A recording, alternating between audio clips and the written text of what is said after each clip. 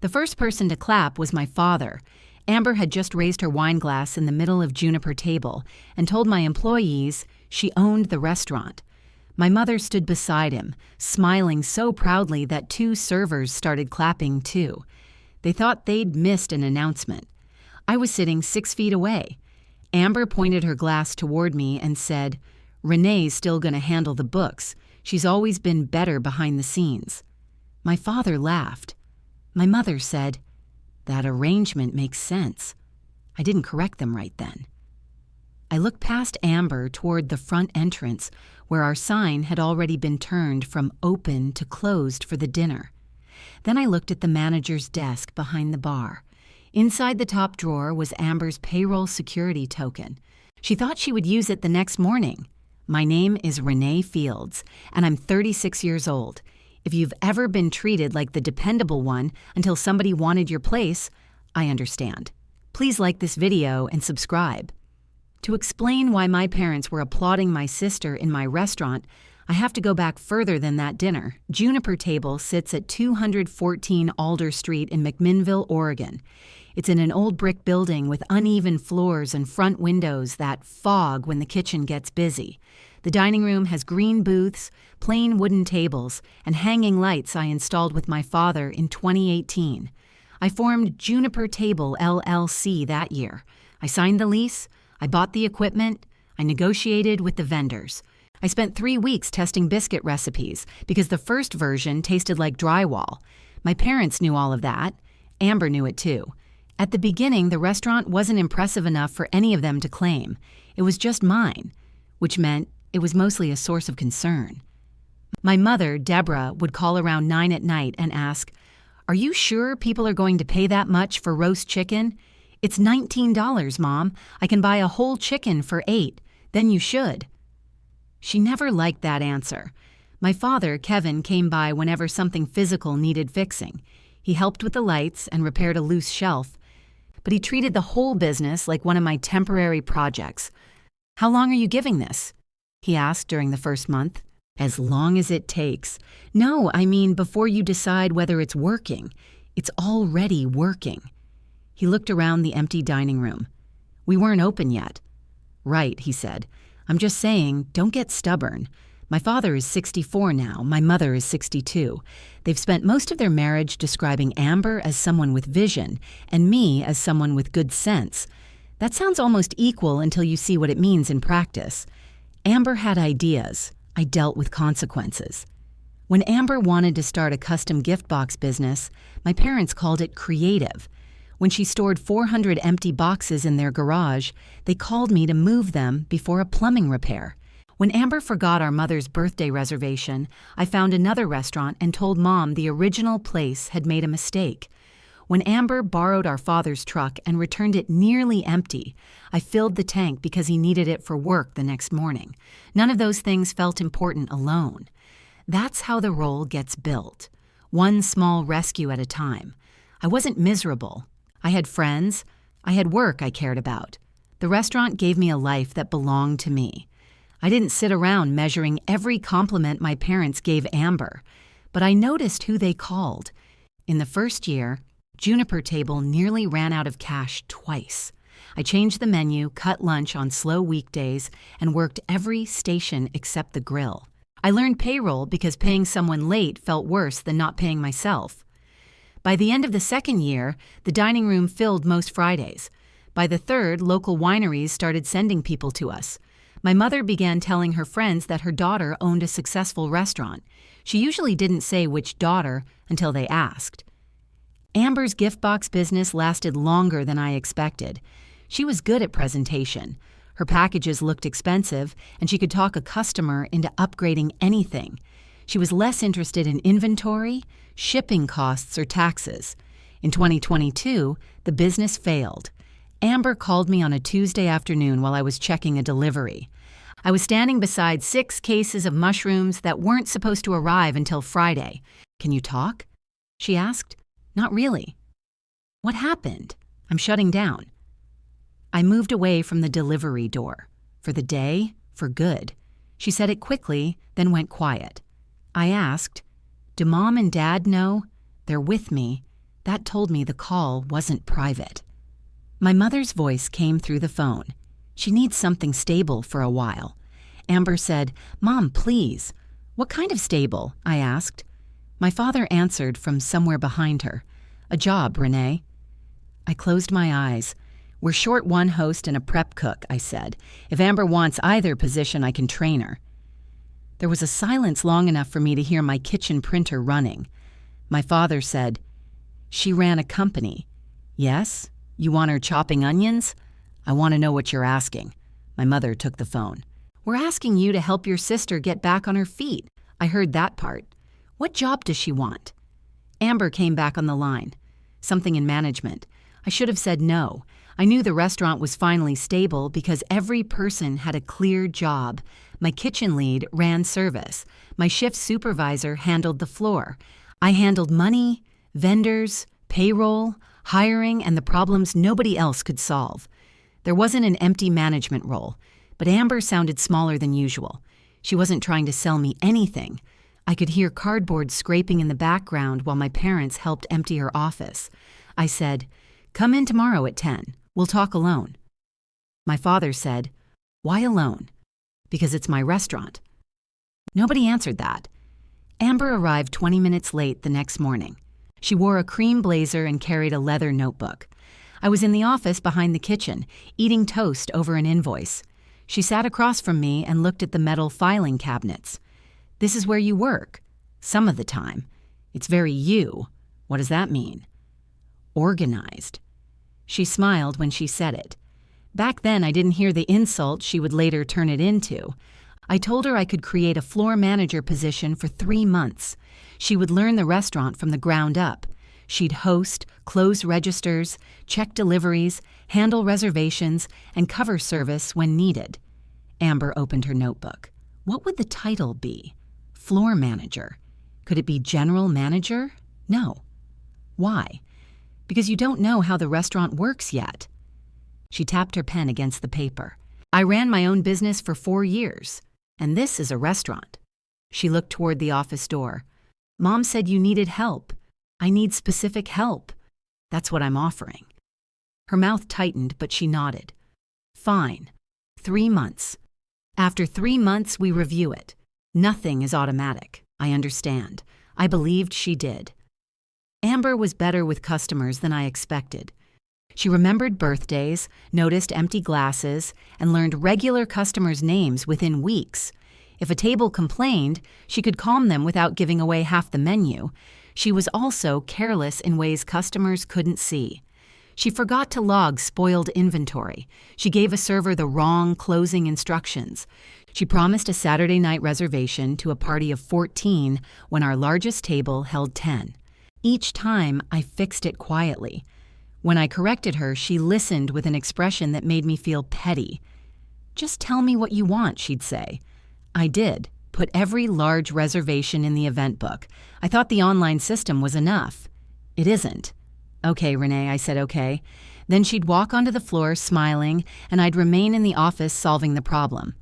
At the end of 3 months, she asked for the general manager title. I said no. She asked again 2 weeks later. My mother brought it up at Sunday dinner. Amber says she's doing everything a general manager does. "She's doing more than when she started," I said. My father cut into his pork chop. "So give her the title. She's not handling the full job. Then teach her. I am teaching her." Amber pushed peas around her plate. "This is why I didn't want to discuss it here." "You discussed it with them before we got here," I said. "I was talking about work." My work, our work at this point. That was the first time she said it that way. I looked at her. Amber gave a short laugh. "You know what I mean." "No, I don't." My mother put down her fork. "She means she's invested. Don't turn everything into a territorial issue." I wanted to ask what Amber had invested. I wanted to list the lease, the loans, the years without a vacation, and the mornings I opened after sleeping 4 hours. Instead, I said, titles come with authority. Authority comes after trust. My father leaned back. "You've always had trouble letting people help." The strange part was that he said it like concern. I left dinner early and drove back to the restaurant.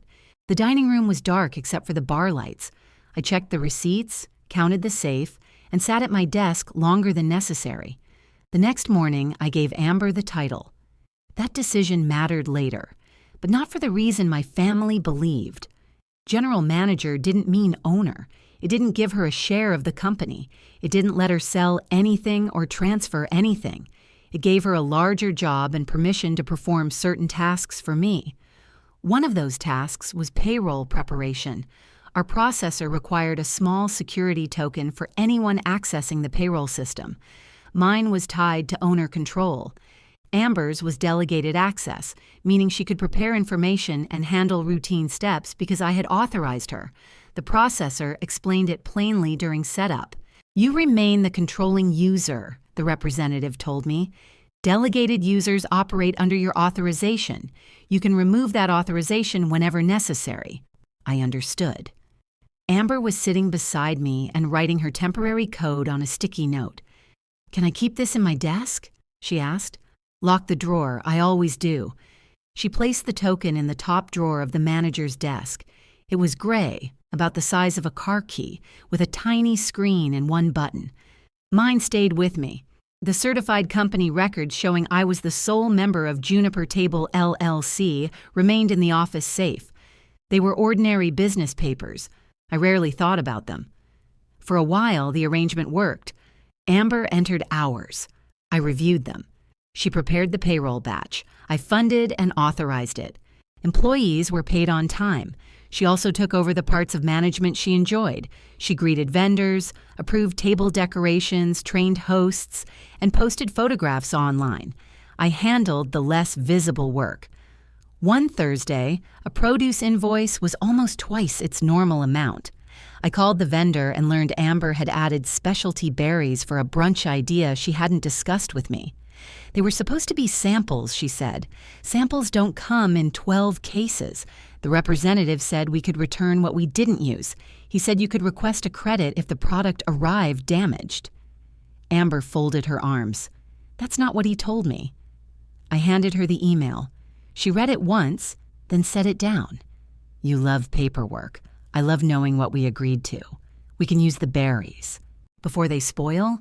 "Yes." "How?" She didn't have an answer. I called 2 nearby cafes and sold 6 cases at cost. Then I changed the weekend dessert and used 4 more. We lost money on the rest, but not much. That evening, Amber posted a photograph of the new dessert.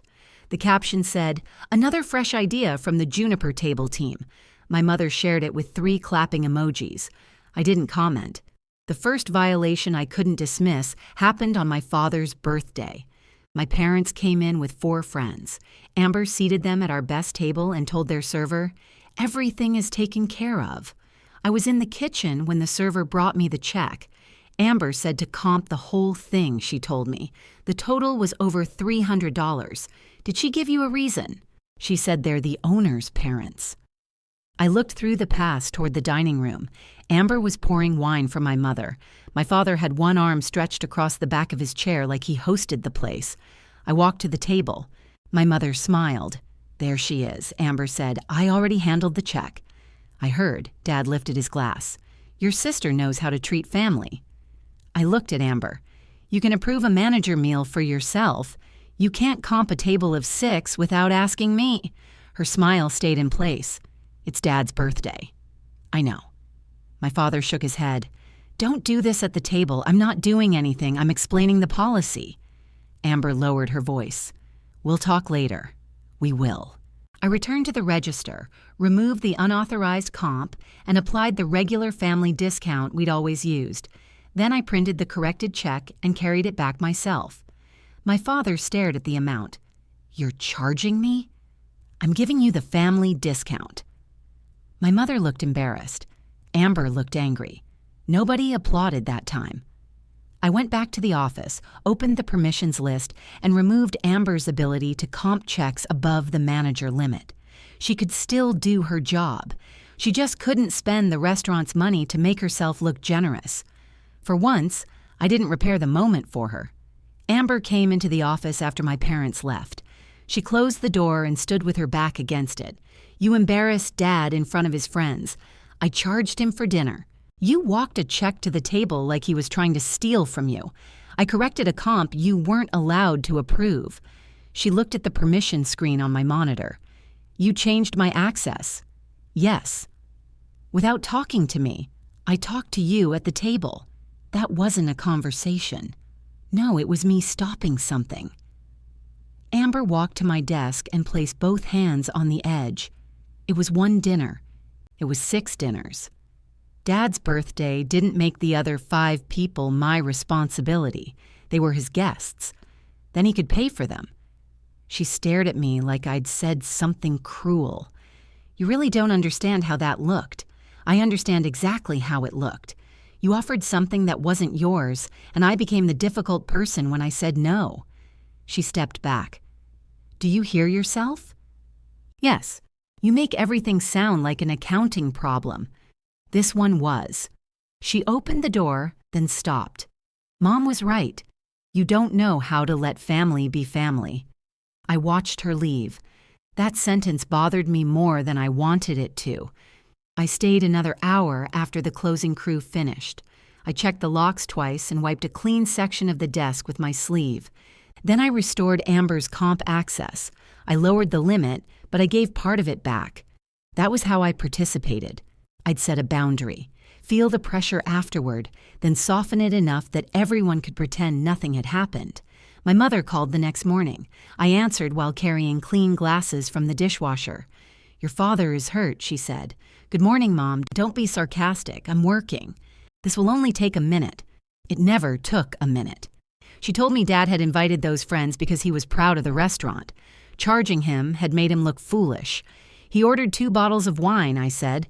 He wasn't confused about where he was. That's not the point. What is the point? The point is that Amber was trying to do something nice. With my money. See that tone? I set the glass rack on the bar. What tone would you like me to use? You could try being less suspicious. I'm not suspicious. I know what happened. Amber thought she had the authority. She didn't. Then maybe you haven't trained her properly. There it was. If Amber made a mistake I hadn't explained enough. If I corrected it, I was unkind. If I let it go, nobody remembered it had cost me anything. I said, I need to open. My mother sighed. Can you at least call your father? What would I say? That you're sorry. I'm not sorry I charged him. You can be sorry about how you handled it. I looked at the clock over the kitchen door. We had 12 minutes before opening. I'll talk to him Sunday. Don't wait that long. I'm hanging up now. Renee, I love you. I have to work. I ended the call before she could answer. My hand shook a little when I placed the phone under the register. I was angry, but that wasn't all of it. I'd spent years believing there was a correct sentence I could use. If I stayed calm enough and explained each fact in order, my parents would finally see the pattern. I still thought understanding would change their behavior. That Sunday, I brought dessert to my parents' house. I made an apple cake because my father liked it warm. He was in the garage when I arrived. My mother was setting the table, and Amber sat at the kitchen counter drinking coffee. Mom took the cake from me. You didn't have to bring anything, I know. Amber looked at the foil-covered pan. Is that for Dad? It's for everyone. Dad came in and washed his hands at the sink. He greeted me with a nod. Hi, Dad, Renee. My mother started talking about the weather. Amber asked whether Dad had finished fixing the back gate. Everyone worked hard to avoid the obvious subject. During dinner, I asked Dad if he wanted to talk about his birthday. He kept cutting his meat. Nothing to talk about. Mom said you were hurt.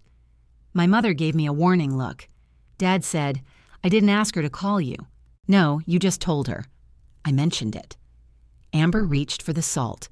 Can we please not do this? I looked at her. You're the reason we're doing it. She put the salt down. There. That's exactly what I mean.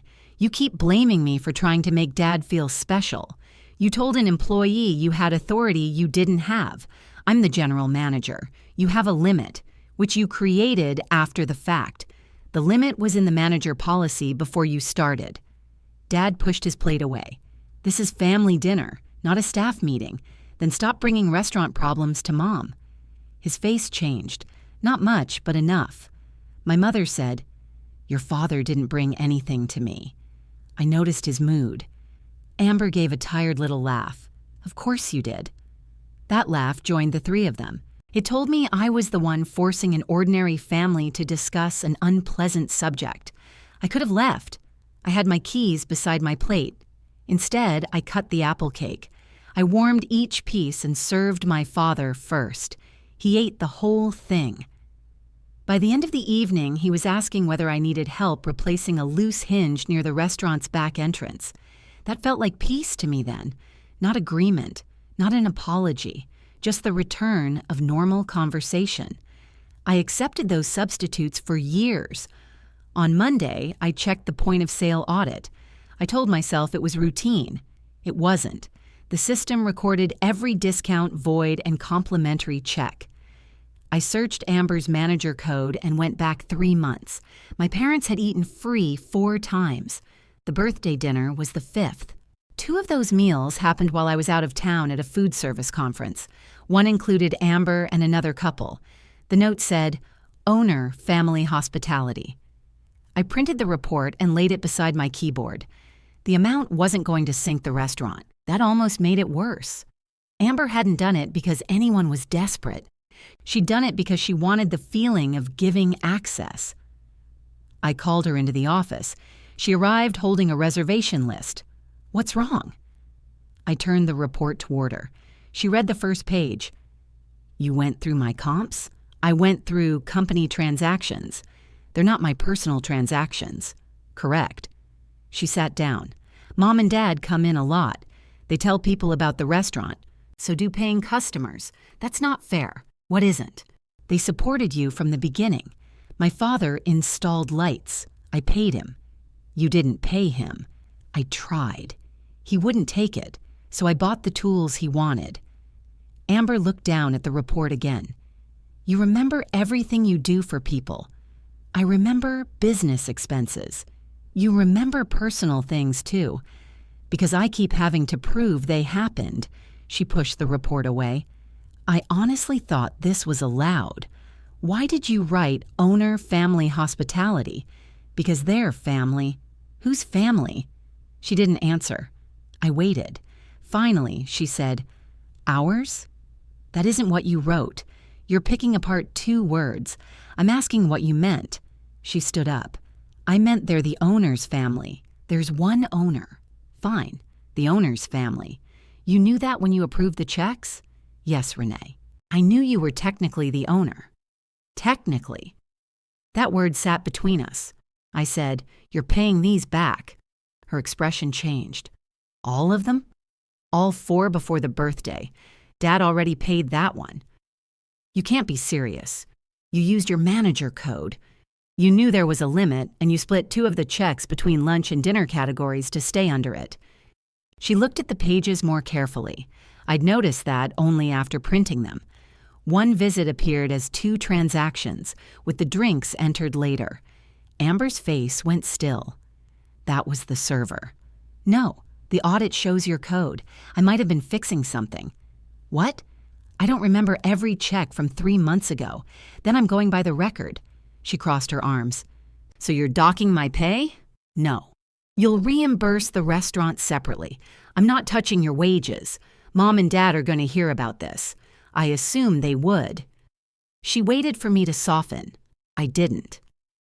Amber took the pages and left the office. 10 minutes later, my mother called. I let it ring. The phone stopped, then started again. I turned it face down.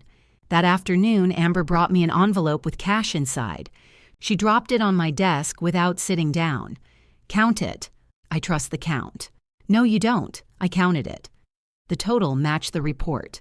"Thank you," I said. "You got what you wanted. I recovered company money. You proved you're in charge." "I am in charge." She looked at me for several seconds. Then she said, "You don't have to say it like that." After she left, I deposited the cash and attached the receipt to the audit report. I put both in the monthly records file. It was a small recovery, but it answered one question. The birthday dinner hadn't been a misunderstanding. Amber knew the limit and worked around it. The harder answer concerned me. I had known something was wrong before I opened the report. I'd restored part of her access because I wanted Sunday dinners to stay comfortable. I'd rather monitor her quietly than admit my sister was using the restaurant to act important. I'd spent so long being useful to my family that I confused being needed with belonging. Still, I didn't change her title. For the next few months, Amber followed the comp rules. She arrived on time more often. She learned the inventory system and started catching delivery mistakes before I did. I praised her when she did good work. I wanted the correction to be enough. Then my father injured his shoulder moving a cabinet at home. It wasn't serious, but he couldn't drive comfortably for a while. My mother didn't like driving after dark. Amber lived closer to them than I did, so I assumed she would help. On the first evening, Mom called the restaurant. "Could you take your father to his appointment tomorrow? I have a vendor meeting." "What time?" 9. His appointment is at 10:30. It's in Salem. I'd have to cancel my meeting. She paused. "Amber has a presentation." "What presentation?" "I'm not sure. Something at work." Amber worked with me. I looked through the office window. She was at the bar showing a new server how to fold napkins. "Put Dad on. He's resting. Then ask Amber to call me." My mother lowered her voice. "Don't make this a whole thing." She said, "Tomorrow is difficult. Tomorrow is difficult for me, too. You own the restaurant. You can move things around." There was no point explaining that ownership was why I couldn't. I said, "I'll call you back." I walked to the bar. Amber looked up. "What? What presentation do you have tomorrow?" Her eyes moved toward the server. "Can we talk privately?" We went into the office. She closed the door. "Mom asked you about Dad?" "Yes. I told her I have work." "What work?" "I'm meeting with the wine representative. At 11. Here, I need to prepare. You scheduled that meeting yesterday, so?" "Dad's appointment has been on the calendar for a month." She leaned against the filing cabinet. "I took him to urgent care when he hurt himself. You drove behind Mom while she took him. I still went." I almost laughed. "You expect me to cancel a vendor meeting and drive him to Salem because you need 2 hours to prepare for a conversation about wine. You know the vendor better than I do. Then I should attend your meeting too." She heard it after I said it. Her face tightened. "That's not what I meant. It's exactly what you meant. Amber's work mattered when she wanted credit. Mine became flexible whenever the family needed labor." She said, "What do you want me to do? Take Dad to his appointment. And the wine meeting? I'll move it to the afternoon." She stared at me. "You already decided, yes. You're using work to make me do a family favor." "No, I'm refusing to cancel my responsibility so you can avoid yours." Amber left without another word. She took Dad to the appointment the next morning. I held my vendor meeting and negotiated a lowercase price for the summer list. At noon, my father texted me. "Thanks for arranging the ride." He didn't thank Amber for taking him. He thanked me for arranging her. That was the family role in one sentence. For once, I didn't reply, "You're welcome." I wrote, "Amber took you. Thank her." Then I put my phone away and returned to work. The wine representative emailed me an hour later. He thanked me for approving 8 additional cases for the summer list. I read the message twice. The lower price I'd negotiated applied to our normal order. 8 extra cases would erase most of the savings and leave us with wine we might not sell before the menu changed. I called him. "Did Amber add those cases? She said you wanted to take advantage of the price." "When did she say that?" "After your meeting." "She caught me by the door. Did she sign anything?" "No, I was waiting for your confirmation." That was fortunate. I told him the original order stood. He sounded uncomfortable, so I made it clear he hadn't done anything wrong. After the call, I asked Amber to come into the office. She sat down and crossed one leg over the other. "How was the appointment?" I asked. "Fine. Dad complained about the parking. And the wine order? What about it? Why did you add 8 cases? I thought that was the point of negotiating the discount. The point was to lower our cost. You always say we need to think ahead. 8 cases isn't thinking ahead. It's spending almost $2,000 without checking our sales. We would have sold them." Based on what? People like that whine. That isn't sales data. Amber looked toward the kitchen. I was trying to help. You told him I approved it. I said you wanted the better price. That's not the same thing. He misunderstood me. Did he? She looked back at me. I don't know what you want me to say. I want you to tell vendors exactly what authority you have. I'm the general manager. You can order within the approved budget. You can't increase a purchase after I've finalized it. That's very limiting. It's supposed to be. Amber stood. Is there anything else? Yes. By Friday, I want every open quote, proposed order, and vendor discussion you've started. She paused with her hand on the doorknob. There aren't any others. Then it should be easy. Her shoulders stiffened. I said there aren't any. Send me that in writing. She turned around. You want an email saying I have no quotes? Yes, that's ridiculous. It's clear. She gave me a look I knew well. It was the look she used when she wanted me to feel ashamed of caring about details. I didn't fill the silence. Finally, she said, Fine. Her email arrived 7 minutes later. I have no additional vendor quotes or proposed orders at this time. I saved it. Then I did something I should have done earlier. I opened our accounts payable list and made a note of every vendor Amber had contacted during the previous 6 months. There were 11. I didn't call them all. That would have looked like panic, and I didn't have a reason to assume every conversation was a problem. I chose 3. The first was our menu printer. Amber had requested pricing on new dinner menus with different paper, different colors, and a larger format. The printer had already created a sample. The second was a small dairy supplier. Amber had asked about replacing 2 products and adding a premium cheese to the appetizer menu. The third was a linen company we had stopped using because their minimum order was too high. Amber had asked them to prepare a new service agreement. None of those vendors had received a signed contract.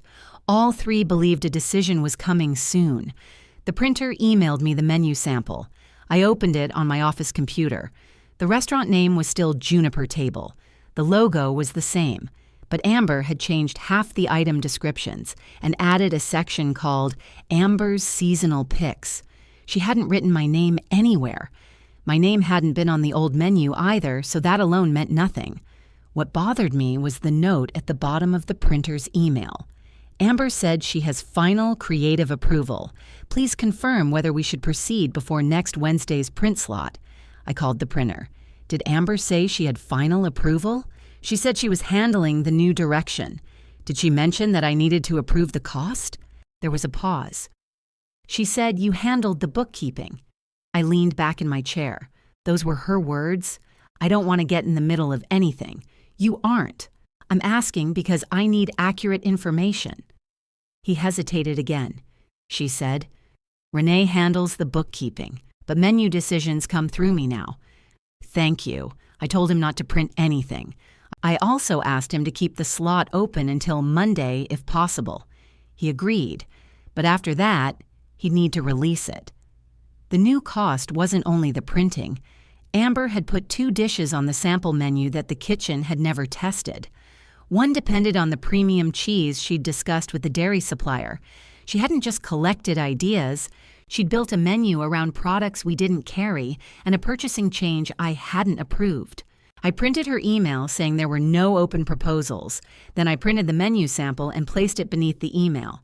That confirmed the inconsistency. It didn't tell me how far it went. I left the office and found Mia near the service station. She'd been our shift supervisor for over a year and knew the floor better than anyone except me.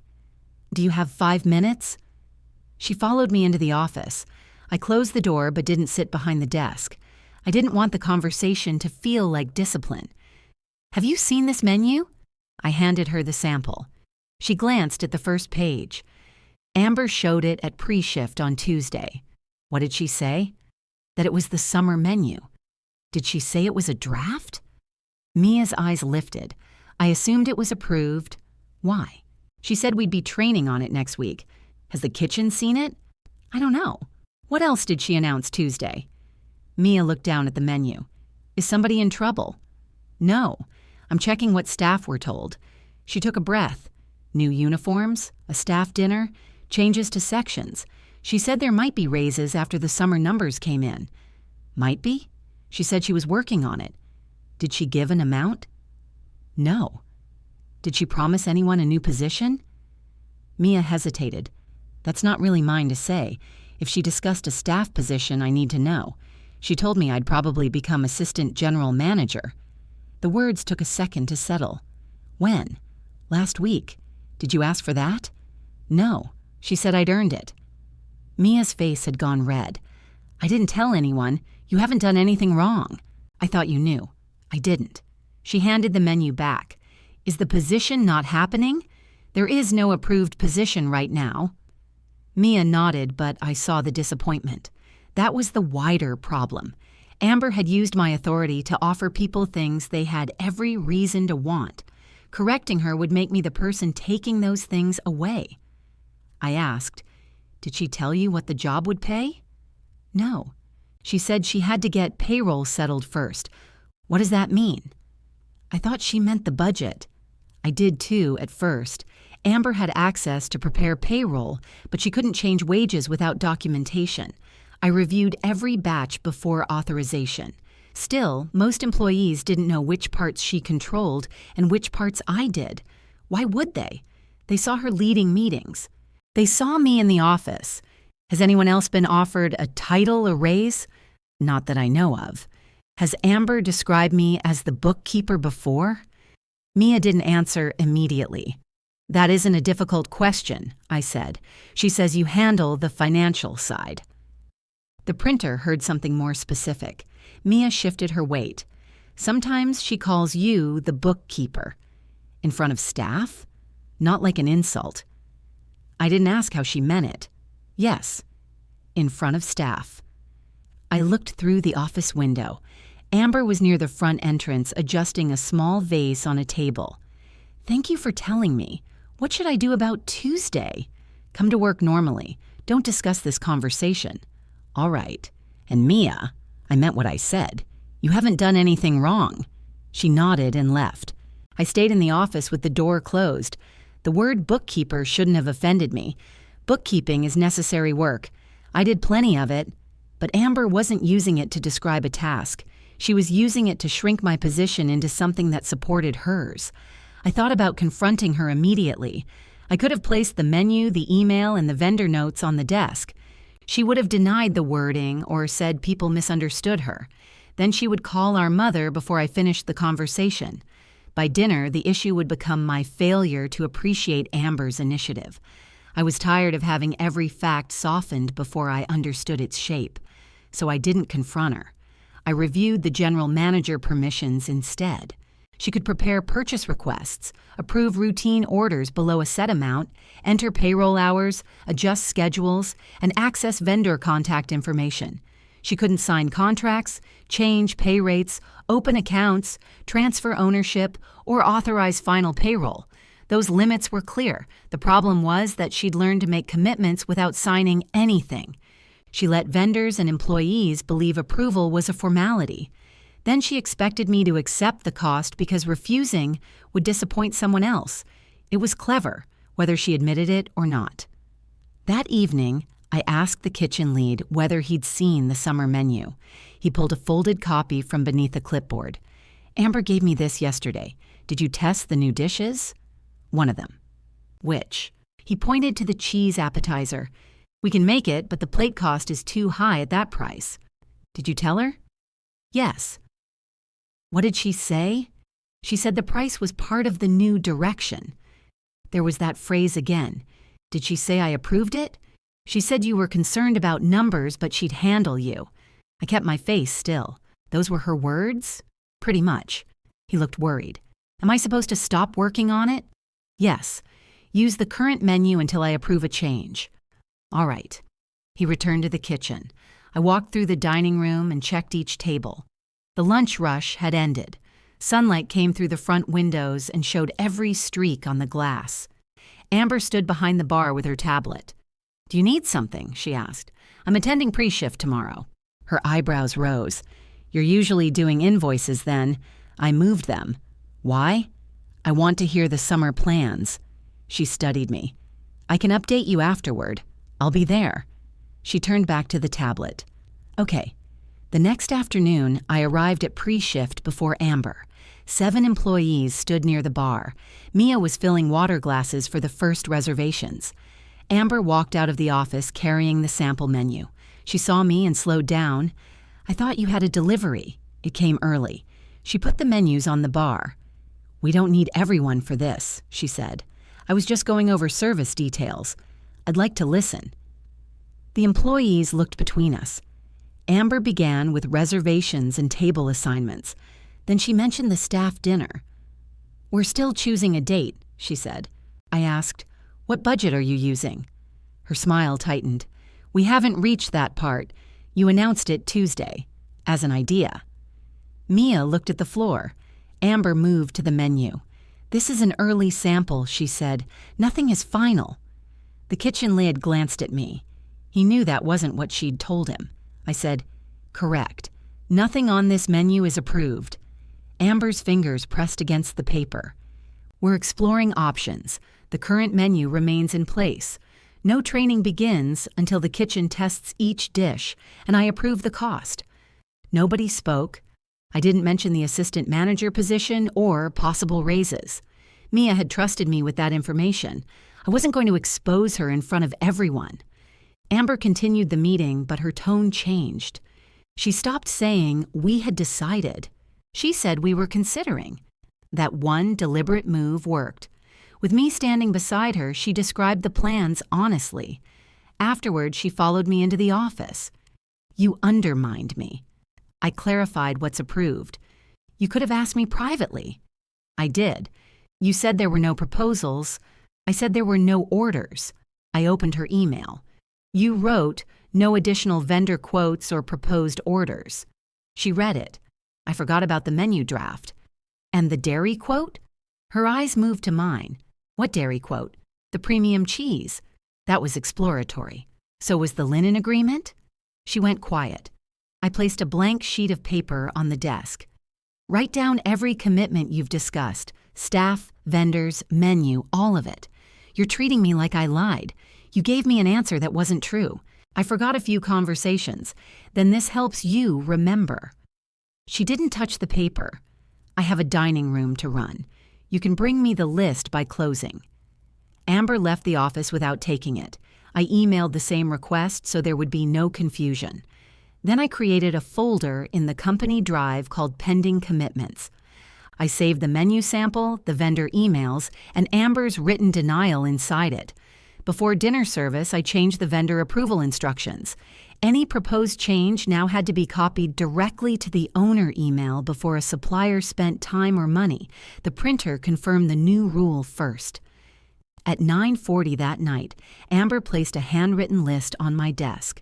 It contained the menu printer, the dairy supplier, the linen company, the staff dinner, Mia's possible promotion, and general discussion of raises. At the bottom, she had added one final item. She had invited my parents to a management planning lunch on Saturday. I read that last line twice. Why are Mom and Dad attending a management lunch? Amber was standing beside the office door with her bag over one shoulder. "They're not attending a management meeting. You wrote management planning lunch. It's lunch with family. We'll happen to discuss the restaurant." "Who is we?" "You, me, Mom, and Dad. You didn't ask me. I'm asking now." "No." She let out a breath through her nose. "They already made time." "Then have lunch with them. Don't call it management planning. You know Dad has good business instincts. Dad spent his career repairing heating systems. He ran a crew. That doesn't give him a role here." Amber moved her bag higher on her shoulder. "He wants to help us stop fighting. We're not fighting about a shared problem. You made commitments without approval. You always do that." "Do what?" "Turn a relationship problem into policy. This is a workplace. It's also our family's restaurant." "No, it's my restaurant, and some of our family works here." Her face changed when I said it. Not surprise. More like I'd finally said the rude part aloud. "You really need that distinction, don't you?" "Yes." She looked past me toward the safe. "I'll tell them you canceled. I didn't cancel lunch. I said it isn't a management meeting. Same difference. It shouldn't be." Amber left. I locked the office, finished the closing report, and drove home. My mother called before I reached my driveway. I watched her name appear on the dashboard screen and let it ring. Then my father called. I let that ring too. At 10 that night, Amber sent me a message. Dad thinks we should all sit down. 2:30 Saturday. I'll cover lunch. I typed 3 different responses and deleted them. Finally, I wrote, I'll attend. This does not make Mom or Dad part of restaurant management. She replied with a thumbs up. That tiny picture irritated me for the rest of the night. Saturday lunch service ran late. A party stayed at table 12 until almost 2, drinking coffee and dividing the checks 6 ways. By the time they left, I had 20 minutes to review the day's receipts and eat something. My parents arrived at 2:25. My father wore a blue button-down shirt he usually saved for church or appointments. My mother carried a folder. That folder told me Amber had prepared them. We sat at a table near the front windows. The restaurant was closed between lunch and dinner, but 2 kitchen employees were still working in back. Mia was finishing the floor schedule at the bar. Amber brought out 4 plates. She had asked the kitchen to make the unapproved cheese appetizer. I looked at it, then at her. The product was already here, she said. Why? The supplier dropped off a sample. We don't accept samples without recording them. It's recorded. Where? Can we eat first? My father asked. Amber sat beside him. I could have sent the plate back. That would have turned the entire conversation into another argument about food. I took 1 piece and tasted it. The kitchen lead had been right. It was good, but too expensive for the proposed menu price. My mother opened the folder. Could we try to keep this constructive? What's in there? I asked. Just some thoughts. Whose thoughts? Does it matter? Yes. Dad leaned forward. This is what we're talking about, Renee. You come into everything ready to interrogate people. I came to a management planning lunch I was told wasn't a management meeting. Amber closed her eyes for a second. Can we please get through one conversation? I looked at my mother. Open the folder. Inside were printed pages showing possible management responsibilities. Amber's name was at the top of one column. Mine was at the top of the other. Amber's column included staffing, vendors, menus, marketing, events, and customer experience. Mine included accounting, payroll, taxes, compliance, and facilities. Ownership wasn't listed anywhere. Who made this? I asked. Amber said, I did. Why did Mom bring it? She printed it. My mother touched the first page. Amber's printer is broken. I turned to Amber. What is this supposed to be? A way to stop stepping on each other. You've assigned yourself decisions you don't have. They're the decisions I'm already making. That's the problem. My father pointed to my column. You'd still control the money. I control the company. His hand stayed on the page. Nobody is saying you don't. Amber looked at him. That glance was quick, but I saw it. I asked, What are you saying? My mother folded her hands. Your father and I think the current arrangement creates resentment. In Amber? In both of you. I'm not resentful. I'm correcting unauthorized commitments. You changed her permissions without warning, Dad said. She comped your meals. His face reddened. That was handled. I handled it. Amber pushed her chair back slightly. This is why I made the list. We need defined areas. We have defined areas. They're in your job description. You wrote that before I grew the position. What have you grown? She stared at me. My mother said, That was unnecessary. No, I'm asking. If she wants more authority, she can explain the results she created. Amber began counting them on her fingers. Customer reviews improved. Events increased. We have more regulars. Our social media actually looks professional now. Reviews improved after we changed the reservation system. My staff training helped. Our staff training. You weren't leading it. I wrote it. She stopped. That was another pattern. Amber performed the visible part and decided visibility meant creation. I said, You've done good work here. That doesn't make every decision yours. My father leaned back. What would? What would what? What would make you see her as an equal? The question was too precise to be spontaneous. I looked at Amber. She looked down at her plate. I asked, "Did you tell them you wanted ownership?" My mother answered first. She shouldn't have to ask. I sat very still. Dad said, "You've both put years into this place. I put in 4 years before she worked here, and she's put in 4 since. As an employee, she's been paid." Amber looked up. That's a nice way to describe it. It's an accurate way. I took a lower salary than I could have earned somewhere else. Where? My mother said my name sharply. Amber's failed business had left her without references for restaurant management. I'd paid her fairly and increased her salary twice. We both knew it. Dad tapped the paper. Half. I thought I'd misheard him. What? Put half the company in Amber's name, then divide the responsibilities like this.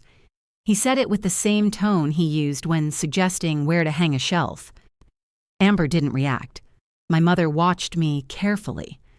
I asked, "Did all 3 of you discuss this before today?" Nobody answered, did you? Amber reached for her water. We talked about possible solutions. That means yes. Dad said, "Don't get stuck on how we arrived here. You arrived here without me, then invited me to approve it. We're asking you now." No. My father blinked. I don't think he expected the answer that quickly. "Renee, listen first." I listened. The answer is no. My mother leaned toward me. "Nobody is taking anything away from you. You're asking me to give away half my company." "To your sister," she said, as if that changed the value. Amber's voice was quiet. "I don't want anything you don't think I've earned." "Then why are we here?" "Because you don't recognize what I've earned. You've earned your salary. You've earned management experience. You haven't earned ownership." Dad shook his head. "There's enough for both of you. That isn't how ownership works. You sign a paper. You think the paper is the hard part?" He spread his hands. "What is the hard part? Building something worth asking for." The table went silent. Amber's eyes filled, but she didn't cry. She looked toward the front windows. My mother said, "That was cruel." It was true. "You couldn't have built this without family support." I didn't. Dad stared at me. "I helped you open. You installed lights for 2 days. I've thanked you for 8 years. His chair scraped the floor. "That's how you remember it?" "How should I remember it?" "As your father showing up when you needed him. You did show up.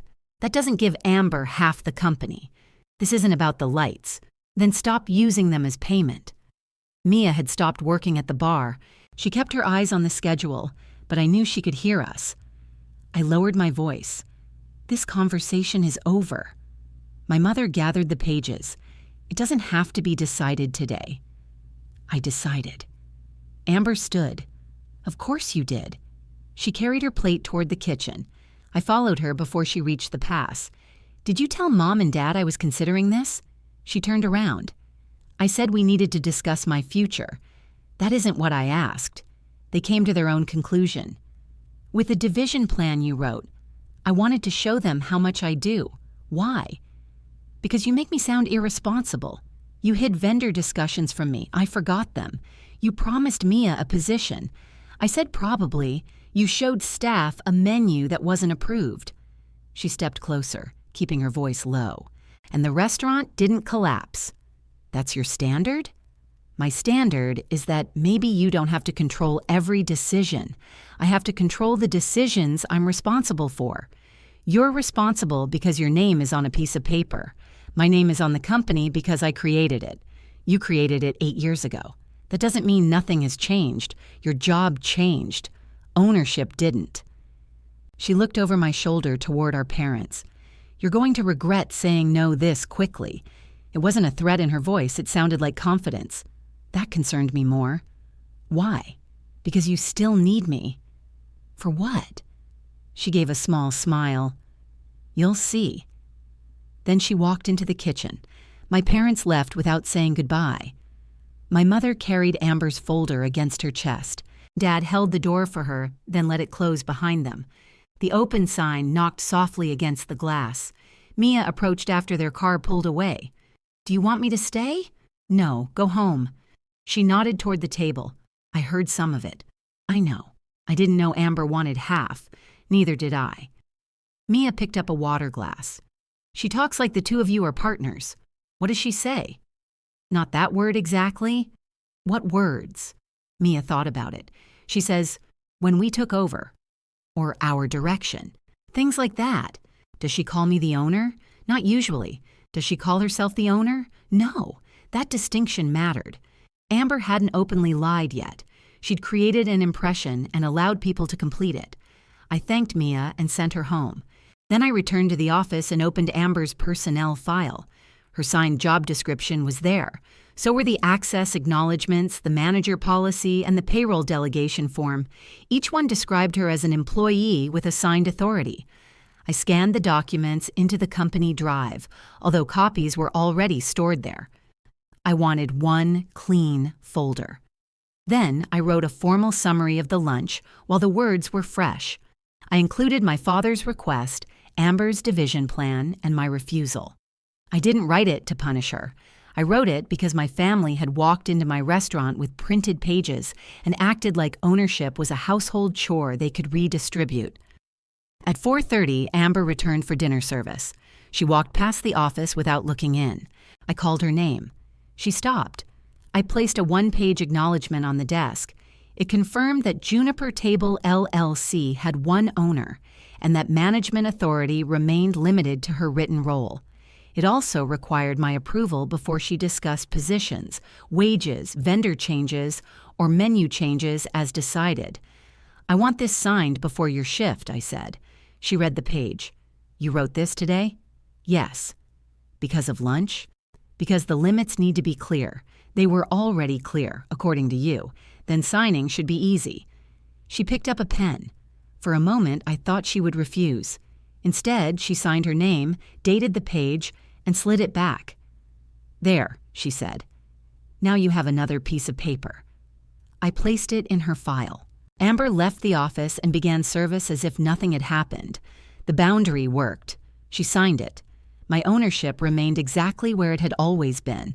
But that evening, while I checked the reservation book, I noticed she had blocked the private dining area for the following Friday. The entry read, Staff Appreciation Dinner, hosted by Amber. I called Amber into the office. What is this dinner? She looked at the reservation book. Staff Appreciation. I understand the words. What have you scheduled? Dinner here after closing. 3 weeks from Friday. Who approved it? Nobody needed to approve a reservation. You blocked the private room on a Friday after service. Who's cooking? The kitchen. Who's paying? The restaurant. Then it requires approval. Amber rested one hand on the desk. You said the staff dinner was a pending commitment. I said I needed a list of commitments. I didn't approve them. It's been pending long enough. According to whom? The staff. Did you give them a date? Not yet. Did you invite anyone? Not officially. I turned the reservation book toward her. You scheduled it under your name. I'm hosting it. If the restaurant is paying, the restaurant is hosting. She gave me a flat look. Do you want your name on the cake too? I want a budget, a guest list, and a staffing plan. It's supposed to be a nice evening. Then plan it. I did. No. You chose a date. Amber picked up the book. Fine. I'll send you the details. Before you announce anything. She walked out without answering. I considered removing the reservation. The staff deserved appreciation. They'd covered absences, trained new hires, and worked through 2 weeks when our refrigerator kept losing temperature overnight. Canceling the dinner would punish them for Amber's behavior. That was her advantage. She kept attaching good things to decisions she hadn't earned the right to make. I left the reservation in place. The next week, pressure showed up in smaller places. Amber changed the wording on our online menu. She didn't add the new dishes. She renamed 3 existing ones and moved prices around to make the page look cleaner. A customer called because the online price for the roast chicken was lower than the dining room price. Mia brought the phone into the office. She says she checked before driving over. I took the call and honored the online price. Then I opened the website history. Amber's login had made the changes the night before. She had authority to update hours and mark items unavailable. She didn't have approval to change prices. I restored the correct version. Amber found me at the host stand. "Did you undo the menu?" "Yes." "Why?" "The prices were wrong. 1 price was wrong. 3 were changed. I was cleaning up the layout." "Prices aren't layout. You could have fixed the 1 number. I restored the approved menu." She lowered her voice because customers were nearby. "You're watching everything I do now. I'm checking things that affect the business because I asked for recognition, because you keep making unauthorized changes." She smiled at an arriving couple before looking back at me. "We'll discuss it later." That afternoon, a delivery arrived from the dairy supplier. The driver rolled in 4 cases of the premium cheese. I stopped him beside the back entrance. "Who placed this order?" He checked his handheld screen. "Amber, is it billed or sampled?" "Billed." I asked him to wait. Amber was in the dining room taking photographs of the bar.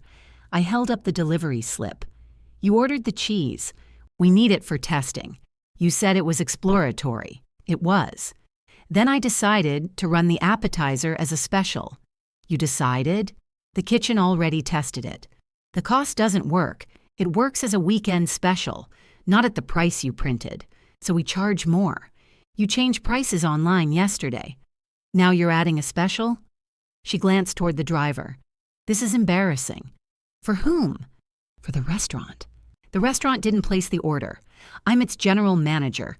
You signed an acknowledgement last week. This is under my normal purchase limit." She was right about that part. The total fit within her routine ordering authority. She had used an allowed purchase to push an unapproved menu change. I looked at the cases. The product had a short, usable life. Returning it would cost a restocking fee, and the supplier had delivered exactly what she requested. I signed the delivery. Amber's expression softened with satisfaction. "Thank you.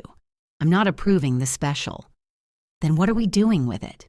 "We're testing portions and calculating the real price. If it doesn't work, we use it in an existing dish or staff meal. That's wasteful." Ordering it first was wasteful. The driver pretended to study his screen. Amber walked away. I helped carry the cases into the cooler. Then I worked with the kitchen lead to weigh a serving and calculate the full plate cost. Amber had counted the cheese and bread. She hadn't counted oil, garnish, labor, or the product we'd lose when a cut portion sat too long. At her proposed price, the margin was less than half our normal target. We adjusted the portion and replaced 1 garnish with something already used elsewhere. The plate still cost too much, but it could work as a limited special at a higher price. That physical work produced a useful result. We didn't lose the order, and the kitchen got a dish it could serve responsibly. I wrote the tested portion, price, and 4-day limit on the prep sheet. Amber read it before dinner. "You raised the price by $5. That's the price that works. Nobody will order it. Then we'll know not to put it on the summer menu." She looked at the prep sheet. "You always find a way to make an idea less appealing. I found a way to pay for it. During service, we sold more than half the portions." Amber stood near the kitchen pass each time one went out. She told customers it was part of her new seasonal direction. I didn't correct her in the dining room. After closing, the kitchen lead handed me the sales count. The price had worked. That was good for the restaurant. It was also good for Amber's argument. She came into the office while I was entering the numbers. "Looks like people ordered it." They did. So the idea was good. The adjusted version worked. She laughed. "You can't let me have one thing. I'm giving you accurate credit. You chose the product. The kitchen fixed the portion. I set the price. That's called teamwork." "Yes." "Then why do you say it like a correction? Because you ordered before the team agreed." Her smile disappeared. "You signed for it. Because returning it would cost us. You approved it. I protected the purchase after you made it." She shook her head. "It must be exhausting being you." She left before I answered. The following Sunday, my parents invited us to dinner again. I almost declined. Then my mother said Dad's shoulder was improving and he wanted to thank Amber for driving him to Salem. That mattered to me. I'd asked him to thank her directly. I brought bread from the restaurant. When Amber arrived, Dad hugged her and said, "There's my chauffeur." Amber laughed. "You survived." "Barely." My mother took the bread from me. "You didn't need to bring this." "I know. It was the same exchange we always had when I carried something into their house." During dinner, Dad asked Amber about the new appetizer. Amber looked surprised. "How did you hear about that?" "Your mother saw it online." Amber had posted the dish on the restaurant account. The caption called it the first taste of Juniper Table's new season. "It sold really well," she said. "Renee said the original price didn't work," my mother added. I hadn't told her that. I looked at Amber. She kept eating. Dad said, "You have to spend money to make money." "I know," I said. He nodded toward Amber. "Sometimes you have to let a creative person try things." I let the kitchen test it. We sold it.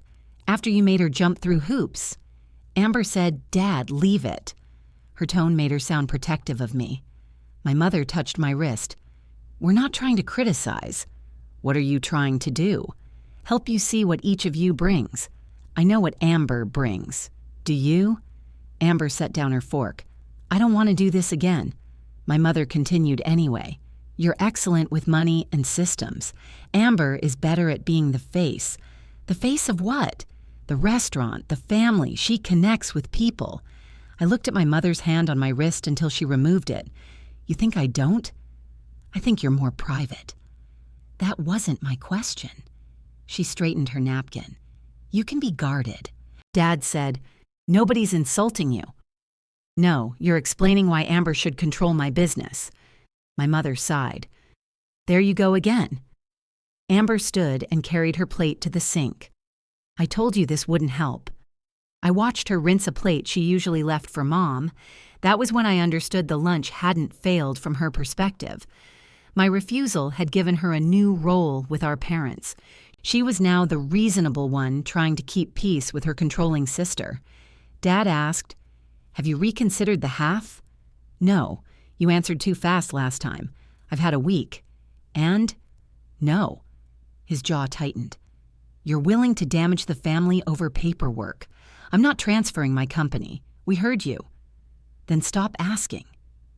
My mother began clearing the table. "Could we please have one meal without money?"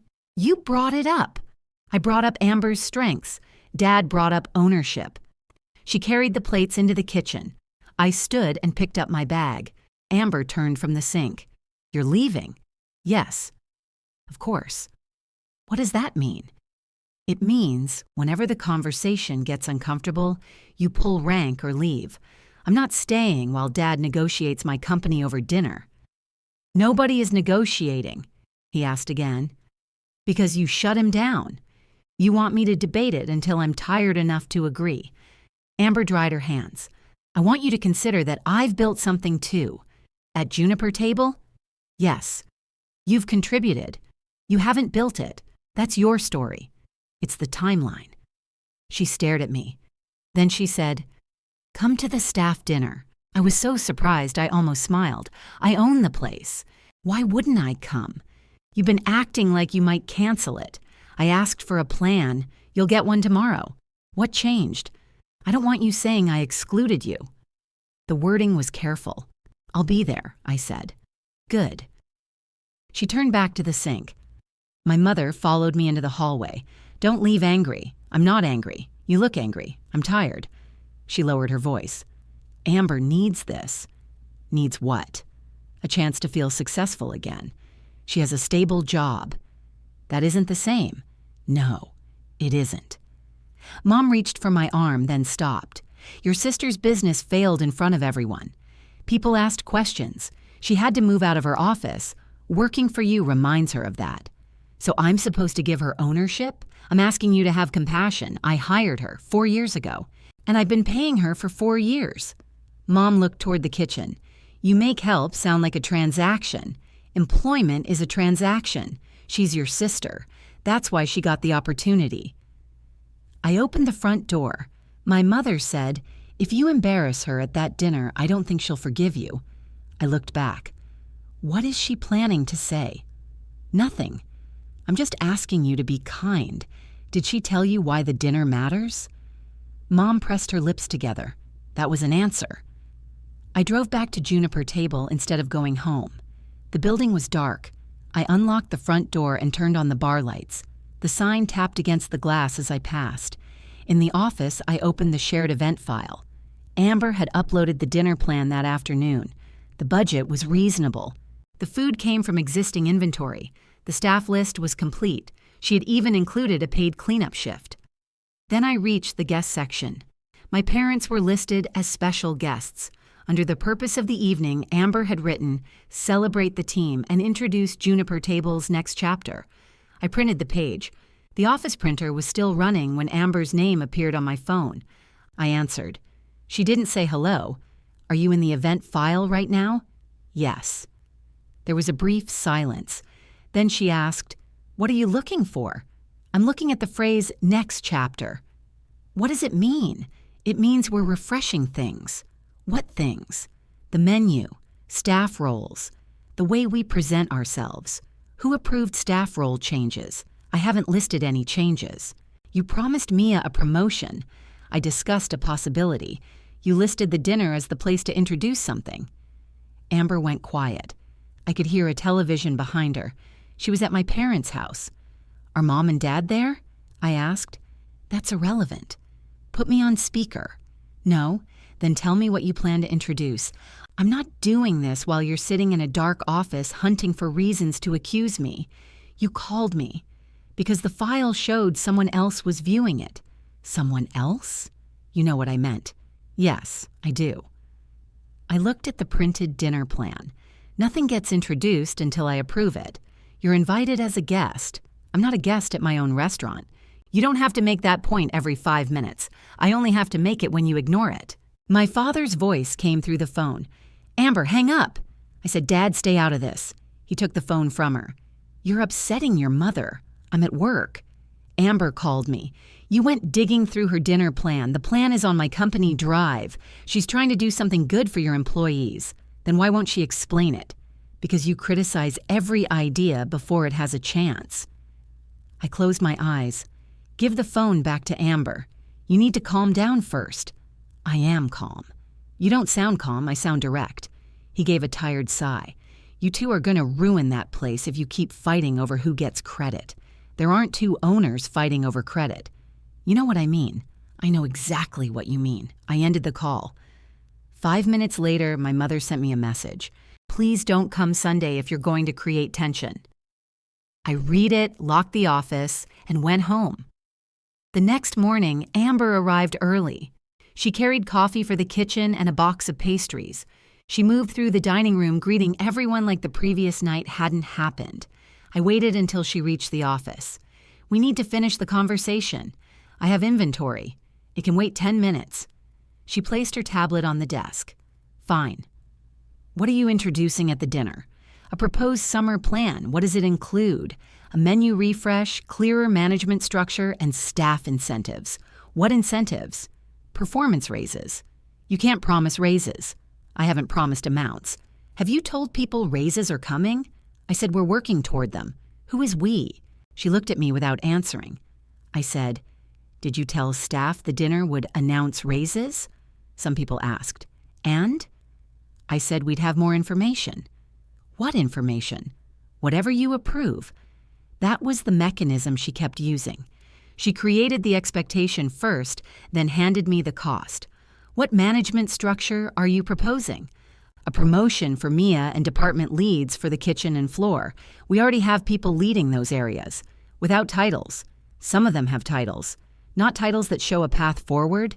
"Did you discuss this with them?" "Generally." "How generally?"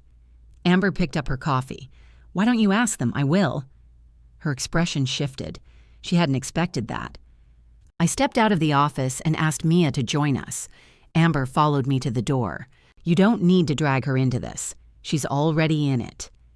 Mia entered holding a stack of folded napkins. I asked her to sit. Amber remained standing. "Mia, I need a direct answer. What did Amber tell you about becoming assistant general manager?" Mia glanced at her. Amber said, Tell her exactly what I said. I intend to, Mia replied. That was the first time I'd heard her use that tone with Amber. She looked at me. She said the promotion would be announced at the staff dinner if everything stayed on track. When did she say that? The day after you told me it wasn't approved. Amber put down her coffee. That isn't accurate. Mia's face flushed. You said Renee needed time to accept the new structure. I said she needed time to review it. You said the title was happening. I said it should happen. Mia looked at me. I turned down extra hours at another restaurant. My stomach dropped. What extra hours? A weekend supervisor shift. A friend told me they needed someone. I said I was getting promoted here. When? 3 days ago. Can you still take it? They filled it. Amber sat down. Mia, I didn't tell you to turn down another job. You told me I'd have a management title and full-time hours. You already have almost full-time hours. That isn't what you said. I asked, were you promised a pay increase? Mia pressed her lips together. Not a number. What were the words? She said the new position would come with management pay. Amber rubbed her forehead. This is being blown out of proportion. Mia turned toward her. I asked if it was certain, and I said we were finalizing it. You said Renee was the only delay. The room went quiet. Amber looked at me.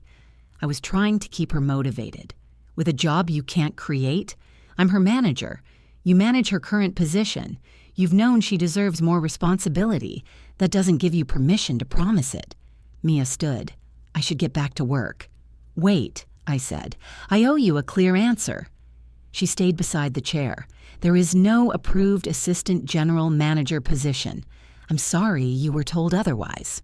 Her face tightened, but she nodded. I continued. I will review the work you're already doing. If your duties have grown beyond your current position, I'll address that separately. I won't invent a title to cover someone else's promise. All right. And any future discussion about your wages or title comes directly from me in writing.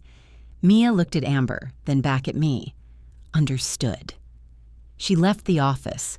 That was the strong turn for me. Amber's behavior was no longer contained inside our family. An employee had made a real decision based on her words. If someone has ever made a promise using your name, leave the word proof in the comments. Amber waited until the door closed. You made me look like a liar. I asked what you said, in front of an employee. She needed the truth. You could have let me fix it. You had 3 days to tell me. I was going to get the position approved. By announcing it publicly? By showing you the staff supports it. I stood up. So that's the dinner. What? You're creating support before I see the plan. Then if I say no, I'm refusing the staff, not you. That's a cynical way to see it. It's what you did with the menu. It's what you did with the cheese. It's what you did with the wine order. You approved the special. I prevented a loss. And it's sold. That doesn't excuse the process. She leaned forward. Maybe your process is the problem. My process pays people on time. Your process makes every decision wait for you. I'm responsible for every decision you keep promising. You don't trust anyone. I trusted you with management access. No, you gave me chores. The words sounded almost childish. I opened her personnel file and removed the acknowledgement she'd signed. This says otherwise. She barely glanced at it. Paper doesn't change how you treat me. No, it records what you agreed to. Are you firing me? I should have answered immediately. Instead, I thought about dinner service, the summer schedule, payroll preparation, and every employee who would be affected if the general manager disappeared without a transition. Amber saw the hesitation. That's what I thought. What did you think? You can't run this place without me anymore. I ran it before you, 4 years ago. I can run it now. Then do it. She stood and pushed the chair under the desk. For 1 second, I thought she would quit. She didn't. She picked up her tablet. I have inventory. Your authority to discuss promotions, raises, menu changes, and vendor changes is suspended. Effective now. She stopped. You can't be serious. I'll send it in writing. What am I supposed to manage? daily operations, schedules within the approved labor budget, reservations, service, and existing orders. So I'm a shift manager. You're a general manager under a formal warning. She laughed once. Mom was right about you. This isn't about Mom. You made it about her when you refused to share anything. I'm not discussing ownership again. You don't have to. You've made yourself clear. She left the office. Within 20 minutes, my mother called. I didn't answer. My father sent a message telling me not to use the restaurant to punish my sister. I didn't answer that either. I wrote the warning. I listed the vendor discussions, menu changes, staff promise, and misrepresentation of approval. I kept the language plain. Amber's access to routine scheduling and payroll preparation remained because those tasks were part of the current operation. Final authority remained mine, as it always had. I printed 2 copies. Amber read the warning after lunch. This makes me sound dishonest. It describes what happened. You're putting it in my file? Yes. Then I want to respond in writing. You can. She took her copy and left. That afternoon, I reviewed Mia's hours and duties. Amber had been assigning her closing reports, event setup, and training tasks beyond the normal shift supervisor role. The work was real. I met with Mia after service. I can't offer the assistant general manager position, I said, but your current role needs to be corrected. She listened without speaking. I'm raising your hourly rate to reflect the training and closing work. I'm also making those duties explicit so you're not doing invisible management work. How much? I told her. It was less than Amber had led her to expect, but it was an honest increase the restaurant could support. Mia nodded. Thank you. I'm sorry this wasn't reviewed sooner. Amber said you knew. I didn't. I believe you now. That last word cost more than the raise. Now. Until that morning, she hadn't known which of us was telling the truth. I documented the change and entered it for the next payroll cycle. The additional wage cost was manageable. The reputational cost was harder to measure. I spent the next 2 days speaking privately with the kitchen lead and the rest of the staff. I didn't discuss my family. I asked one question. What change have you been told is coming? The answers filled 3 pages. New titles, flexible schedules, a larger staff meal budget, monthly bonuses if sales improved, paid wine training, first choice of shifts based on performance. Some were ideas worth considering. Others were vague enough to mean anything. None had been approved. One server said, Amber told us you handle the money part after she decides what's best for the floor. I wrote the exact sentence down. By the end of those conversations, my original goal no longer made sense. I had been trying to correct Amber without humiliating her. I thought if I protected her dignity, she would eventually respect my limits. That was over. My job now was to protect the staff from promises, protect the company from commitments, and make authority visible before somebody else made a decision they couldn't undo. I canceled Sunday dinner with my parents. My mother replied that I was dividing the family. I didn't argue. I kept the staff appreciation dinner on the calendar, but I changed the event file. No announcement could be made without written approval. No promotions or raises would be presented. Any speech about management required review by the owner. Amber opened the file while I was still editing it. A minute later, she appeared in the office doorway. You changed my dinner. I changed what can be promised at it. She held up her phone. You don't get to approve what I say. I approve company announcements made at company events. What if I'm speaking personally? Then don't present personal opinions as restaurant decisions. She stared at me. Fine. The answer came too easily. She returned to the dining room. That evening, I checked the event file again. Amber hadn't changed it. Instead, she had added a second event to the shared calendar for the following morning. Staff breakfast, payroll transition demonstration. It was scheduled for 8 the morning after the staff dinner. The guest field listed all employees, my parents, and Nathan Collins from our payroll processor. I knew Nathan's name. He was the implementation specialist assigned to business accounts. He was 45 and usually handled setup changes, training, and access problems. I had never invited him to Juniper Table. The event notes said, "First payroll under new leadership, live authorization walkthrough." I took a screenshot. Then I called the processor's support number from the office phone. I entered the owner code and waited through the recorded menu. A representative answered. "I'm calling about a training appointment with Nathan Collins." She found the appointment. What did she request? A live demonstration of the payroll workflow. Why does it say new leadership? That note came from the requester. What access change is being demonstrated? The representative paused. I don't see an approved access change. Did Amber request one?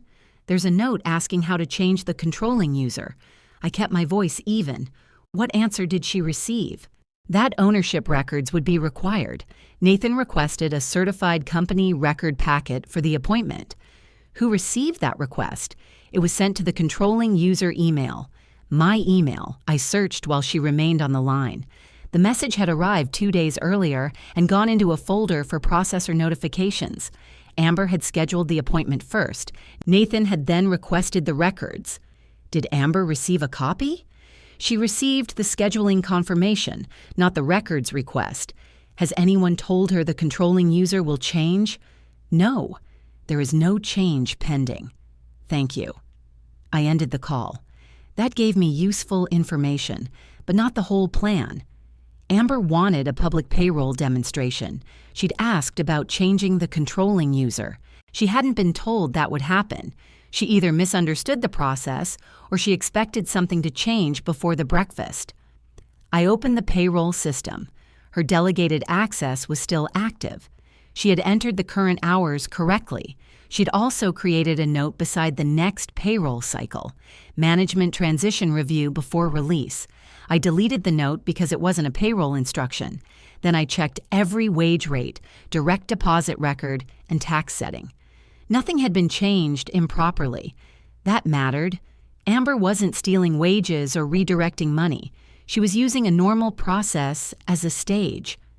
I printed Nathan's request and placed it in the office safe with the certified company records. Then I locked the safe. I didn't call my parents. I didn't ask Amber to explain herself. I didn't send her a warning that I knew. Instead, I changed how I worked. The next morning, I arrived before the kitchen. I moved the weekly management meeting from the office to the dining room and invited the kitchen lead and Mia. Amber came in at 9 and found us seated around table 6. "What's this?" she asked. "Our operations meeting. You moved it." "Yes." She looked at Mia. "Why is she here?" "Because staff scheduling and training affect her work." Mia sat straighter. Amber placed her tablet on the table. "Are we making every meeting public now?" "No, we're putting the people who do the work in the room." I handed out a 1-page approval sheet. It listed current menu items, active vendors, wage rates by position, and confirmed events. It didn't include private employee information. It showed which decisions were final and which were still under review. At the bottom, I had written one sentence. "A proposed change is not approved until Renee confirms it in writing." Amber read it. "This is excessive." The kitchen lead said, "It's helpful." She looked at him. He pointed to the menu section. "I know what we're testing and what we're actually serving." Mia nodded. "And I know which training duties are mine." Amber folded the page in half. "We could have handled this in the office." "We tried that," I said. I began the meeting. The kitchen lead raised an issue with weekend prep hours. Mia explained that the dining room needed another closer on Fridays. We moved one shift and solved both problems without adding hours. Then Mia asked about the paid wine training Amber had mentioned. Amber said, "That's still being developed." I said, "It isn't approved. We can ask the representative whether he offers a free session during paid work hours." The kitchen lead said, "He did one last year." I made a note to contact him. That was the first visible success of the new strategy. A vague promise became a practical option in less than a minute because the right people were present. Amber didn't speak for the rest of the meeting unless I asked her a direct question. Afterward, she followed me into the office. "You're turning everyone against me. They participated in a meeting. You corrected me in front of them. I clarified the wine training. You made it sound like I invented it. You told staff it was paid and coming. I was working on it. Now we're working on it with actual information. She placed the folded approval sheet on my desk. You want them to come to you for everything. I want them to know which promises are real. Same thing. No. She stared at the safe. Why is Nathan coming to the payroll breakfast? Her eyes moved back to me. You saw the event? Yes. It's a training demonstration. What transition is he demonstrating? I'm trying to improve the process. By changing the controlling user? She went still. That was the moment she knew I had called. Did the processor discuss my request with you? It's my account. I asked a general question. You asked how to change the controlling user. For information. Why? Because you keep saying I don't understand my authority. So you asked how to replace mine? I asked how the system works, and then scheduled a public demonstration. The staff should understand payroll. The staff doesn't need to watch payroll authorization. It's about transparency. Employee banking information won't be shown in front of a group. Nathan knows that. Then what exactly do you expect him to show? Amber picked up the approval sheet. The workflow. Whose workflow? Ours. There is one controlling user. Technically. She used the word again. I said, the breakfast remains on the calendar for now. No private employee data is displayed. No authority change is announced. You don't control Nathan's presentation. I control what happens in my restaurant with my payroll account. She gave a small nod. There it is. What? Your payroll, your restaurant, your staff. You can't say one sentence without reminding everyone. Because you keep claiming shared authority where it doesn't exist. I haven't claimed anything. You wrote new leadership. She looked toward the door. It's a theme. For what? The dinner.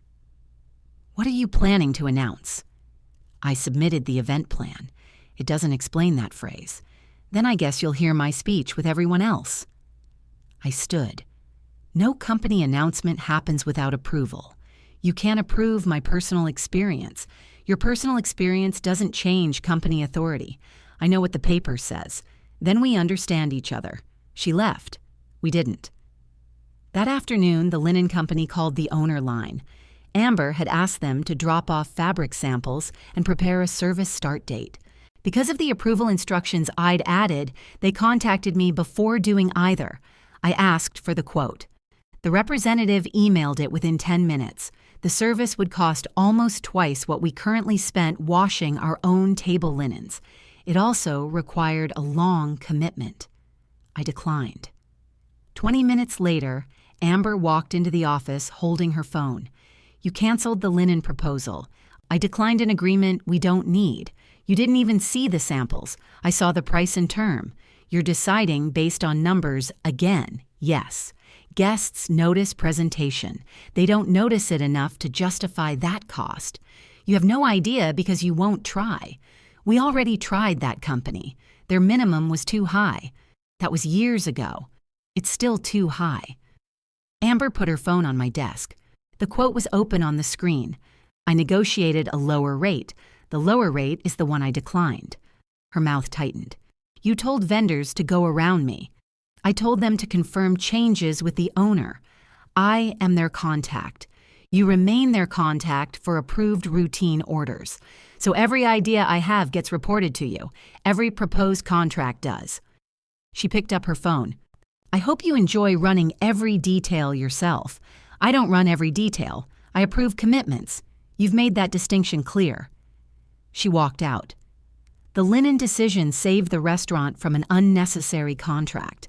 It also showed Amber exactly how I was stopping her. She could no longer create momentum through vendors without my knowledge. She couldn't make staff promises privately and expect them to remain private. She couldn't place changes in front of me after people had already planned around them, so she changed where she applied pressure. The next day, my father came into Juniper Table during lunch. He sat at the bar and ordered coffee. I was checking the cooler temperature when Mia came to find me. Your dad says he needs to speak with you. I washed my hands and joined him. He didn't touch the coffee. You called the payroll company on Amber. I called my payroll processor about an event on my calendar. She said you accused her of trying to replace you. She asked how to change the controlling user. She was learning the system. Dad, why are you here? He lowered his voice. Your mother hasn't slept. That isn't an answer. You're documenting everything Amber does. You're holding meetings behind her back. Now vendors are calling you before they talk to her. The meeting was on the schedule. Amber attended. You're isolating her. I'm making decisions visible. You're building a case. I looked at him. Those were Amber's words? They're mine. They sound like hers. He pushed the coffee away. If you fire your sister, don't expect us to pretend it's just business. I haven't fired her. You're forcing her out. She remains general manager. Without authority. She has authority for daily operations. She lost permission to make promises she couldn't approve. Dad stood. You always have an explanation. I have records. That's not the same as being right. He left cash beside the cup. It was enough for the coffee and a tip. He'd never paid for coffee at Juniper Table before. I watched him walk out, then carried the money to the register and entered the sale.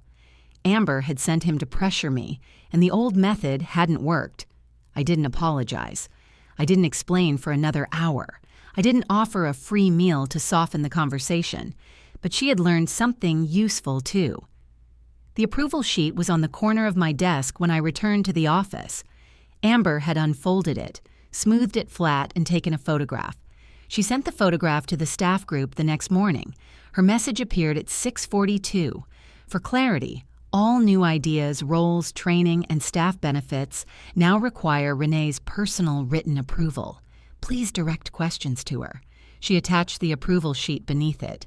By 7, I had 4 messages. One server asked whether the monthly bonus was canceled. Another asked if the wine training was canceled. Mia sent only, "I'm sorry." I replied in the group, "Routine operations remain with your managers. No approved benefit has been canceled. Proposed changes will be reviewed before they are presented as final. Bring questions to me privately today." Amber reacted with a checkmark. At 8:30, she came into the office. "You told everyone to bring questions privately." "Yes." "I thought you wanted transparency. I don't discuss individual wages in a group." "You could have said that on the sheet. The sheet says wage rates by position. It doesn't list anyone's pay. That's not what people are worried about. What are they worried about? That you're taking away everything we've been working toward." "We? The staff and me? You didn't mention the staff when you asked for half the company." She looked at the open door, then closed it. "You're never going to let that go. You asked my parents to pressure me into giving you ownership. They agreed with me. That doesn't make it better. It proves I'm not unreasonable. It proves they take your side." She folded her arms. "You're jealous." I almost asked what I was supposed to be jealous of. Instead, I said, "Do your job today." "What does that mean under your new rules?" "It means exactly what your written role says. I want every instruction in writing. You already have it. I want daily instructions. You don't need daily instructions. I'm not risking another warning because I made a decision you didn't like."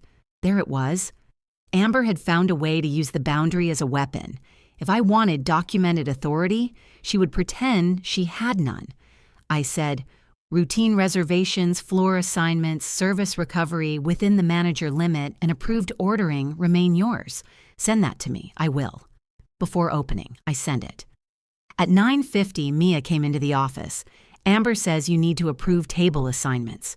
"No, she has written authority." I told her that. "What did she say?" "She said not to argue and ask you." I stood and walked into the dining room. Amber was at the host stand. "You assign the sections," I said. "I'm waiting for written confirmation." I sent it. "You said floor assignments." I wasn't sure that included sections. "It does." "Good to know." She picked up a pen and wrote names beside the tables. At 10:15, she asked whether she could accept a party of 8 at noon. "Yes." "Can you put that in writing?" "No, except the reservation." She looked toward Mia. Renee approved it. By 11, every ordinary decision had become a performance. A server needed a meal removed because a customer received the wrong dish. Amber sent her to me. The ice machine repair company offered an arrival window. Amber asked me to choose it. A vendor called about substituting one brand of oil for another. Amber transferred the call without explaining why. I made each decision because customers and employees shouldn't pay for our conflict. By noon, I was behind on invoices. By 1, the kitchen needed help at the pass. By 2, I had answered so many unnecessary questions that Mia stopped making eye contact when she approached me. The party of 8 arrived early. Their table wasn't ready because Amber had seated 2 walk-ins there. "You approved the reservation," she said. "You controlled the table. You didn't tell me to hold it." We moved the party to 2 smaller tables. I paid for their first round of drinks because the arrangement was cramped. That cost the restaurant money. More importantly, the staff saw the delay and heard Amber explain that she was operating under new restrictions. During a quiet minute, the kitchen lead pulled me aside. "What's happening?" "Amber is still authorized to run normal service. She says you're approving everything." "She's choosing to say that." He looked toward the dining room. "Can you 2 figure it out somewhere else?" His tone wasn't rude. That made it worse. "We will," I said. At 3, I called Amber into the office. "This stops now." She sat in the chair and opened her tablet. "What stops?" "Sending routine decisions to me. I'm following your process." "No, you're misrepresenting it." "I asked for clear authority. You received it. Your sheet says changes require approval. A table assignment isn't a change. It was a change from the normal section. The event wasn't a change." She tapped the screen. "I'm trying to avoid misunderstandings. You created one with a party of 8. You approved them. You seated walk-ins at their table. Nobody told me to hold it. You've managed reservations for 4 years. And now every decision is evidence." Her eyes moved toward the filing cabinet. "So I'm being careful." I took the tablet from her hand and placed it on the desk. "This is a final warning. Perform the normal duties of your job. Or I remove you from the job." She stared at me. "You'd do that before the dinner? If necessary." That would look terrible. This isn't about how it looks. It's always about how it looks. You just don't notice until everyone is looking at you. I thought of the staff group, the kitchen lead, and my parents. "What did you promise at the dinner? We've covered this." "No. We've covered what you're no longer allowed to promise. What are you planning to say?" "My personal view of the last 4 years. As long as you don't claim company authority you don't have." She stood. "Is that another instruction?" "Yes. Send it in writing." "I will." Amber opened the door. Before leaving, she said, "Make sure you're there Friday. I'd hate for people to think you were hiding." After she left, I wrote the final warning. I didn't send it immediately. I sat in the office listening to the dinner shift begin. If I fired Amber that afternoon, the staff dinner would probably be canceled. My parents would say I'd removed her to stop her from speaking. Employees who believed raises were coming might think I'd chosen control over their pay. If I kept her, she would continue using staff expectations and my family's approval against me. There wasn't a private solution anymore. At 6, I emailed the warning. Amber replied before 7, acknowledged under protest. She worked the rest of the shift normally. Reservations were handled. Service recovery stayed within her limit. No routine questions came to my office. That proved the confusion had been deliberate. The following morning, Mia asked if we could talk before opening. She closed the office door herself. "I need to tell you something." I waited. Amber asked whether I would speak at the dinner. About what? What she's done for the staff. "What did you say?" "That I didn't want to be involved." "Did she pressure you?" "No. She said she understood." Mia twisted the edge of a receipt in her fingers. Then she said, "You might cancel my raise if the dinner went badly." "She said that." "Not exactly. She said everything is being reviewed now and people should think carefully about who supports their growth." My jaw tightened. "Your approved wage increase is not connected to that dinner. It will be included in payroll. Can you put that in writing?" The request hurt, but it was reasonable. "Yes." I printed a confirmation and handed it to her. She read it before folding it into her pocket. "Thank you." "Did Amber ask anyone else to speak?" "I don't know." "Did she tell you what she's announcing?" "She called it a leadership transition." "Did she say whose?" "No." Mia left. I opened the payroll system and checked the batch again. Amber had completed preparation early. The hours were accurate. Mia's new rate was entered correctly. Beside the batch was another note: public authorization scheduled after leadership announcement. I took a screenshot. At noon, my mother arrived. She didn't order anything. She walked straight into the office and placed the approval sheet photograph on my desk. Amber had printed it for her. "Do you see what this looks like?" she asked. "It looks like a list of approved decisions. It looks like you don't trust your sister to choose napkins without permission. Napkins aren't mentioned. Don't be difficult." "What did Amber ask you to do?" "She didn't ask me to do anything. You came here with a printout because your father and I are worried. About her job? About our family?" I looked at the paper. Mom Amber has promised jobs and money she can't approve. She asked the payroll company how to change my controlling access. She scheduled a public demonstration called New Leadership. My mother's expression barely changed.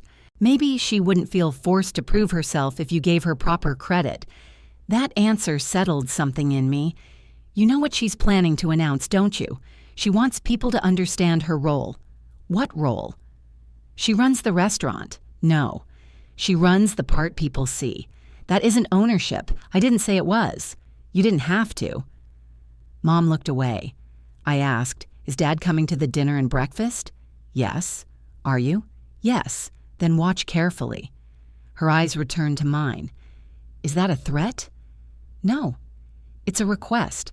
I won't sit there while you humiliate her. Then don't applaud anything that isn't true." She stood. "You've already decided to make this ugly. Amber scheduled both events. You could stop them." She was right. I could cancel the dinner. I could cancel Nathan's visit. I could remove Amber from the schedule before anyone gathered. That would protect her from a public failure.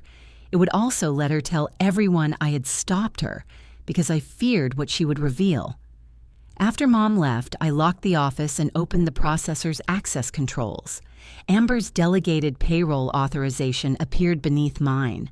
A button beside her name read, "Revoke Access." I knew what pressing it would do. Her token would stop working. She could no longer prepare or submit payroll, access the connected bank function, or act under my authorization. The company would remain responsible for every employee's wages. I would become the only person able to release the batch before the deadline. It would also end any possibility that Amber could remain general manager, as if this were a misunderstanding. I thought about Mia asking for her raise in writing. I thought about the kitchen lead asking us to keep the conflict away from service.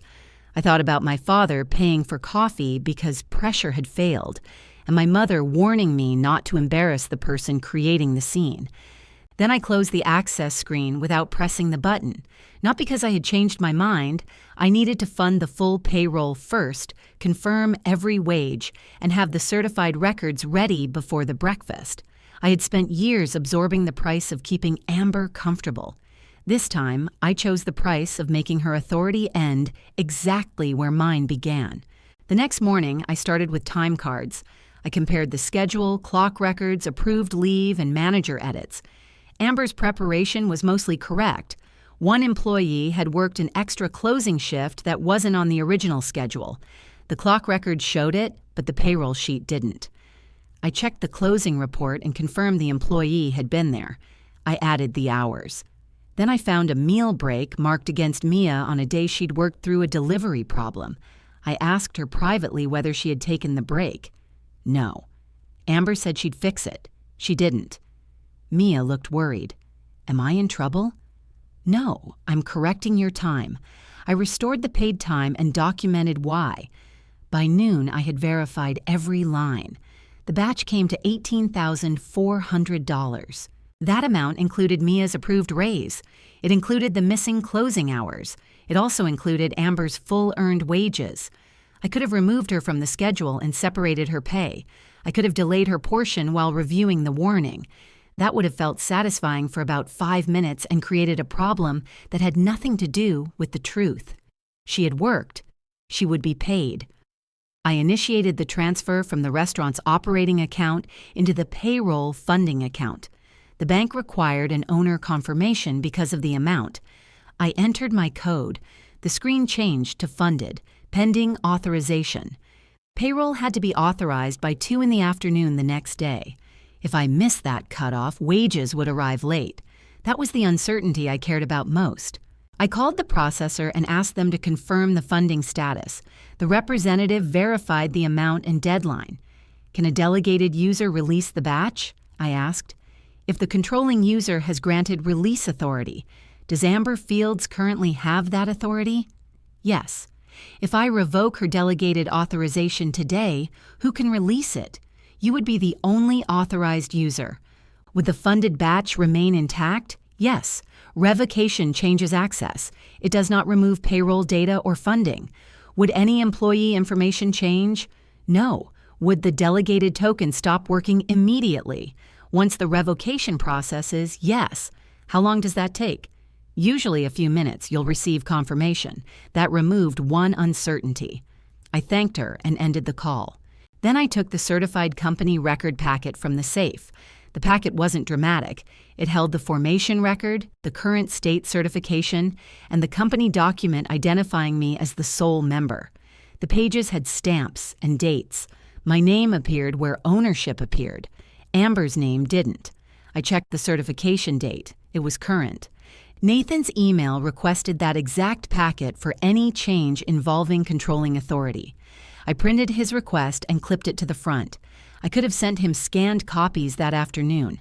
Instead, I replied that I would bring the certified originals to the scheduled demonstration. He answered 20 minutes later.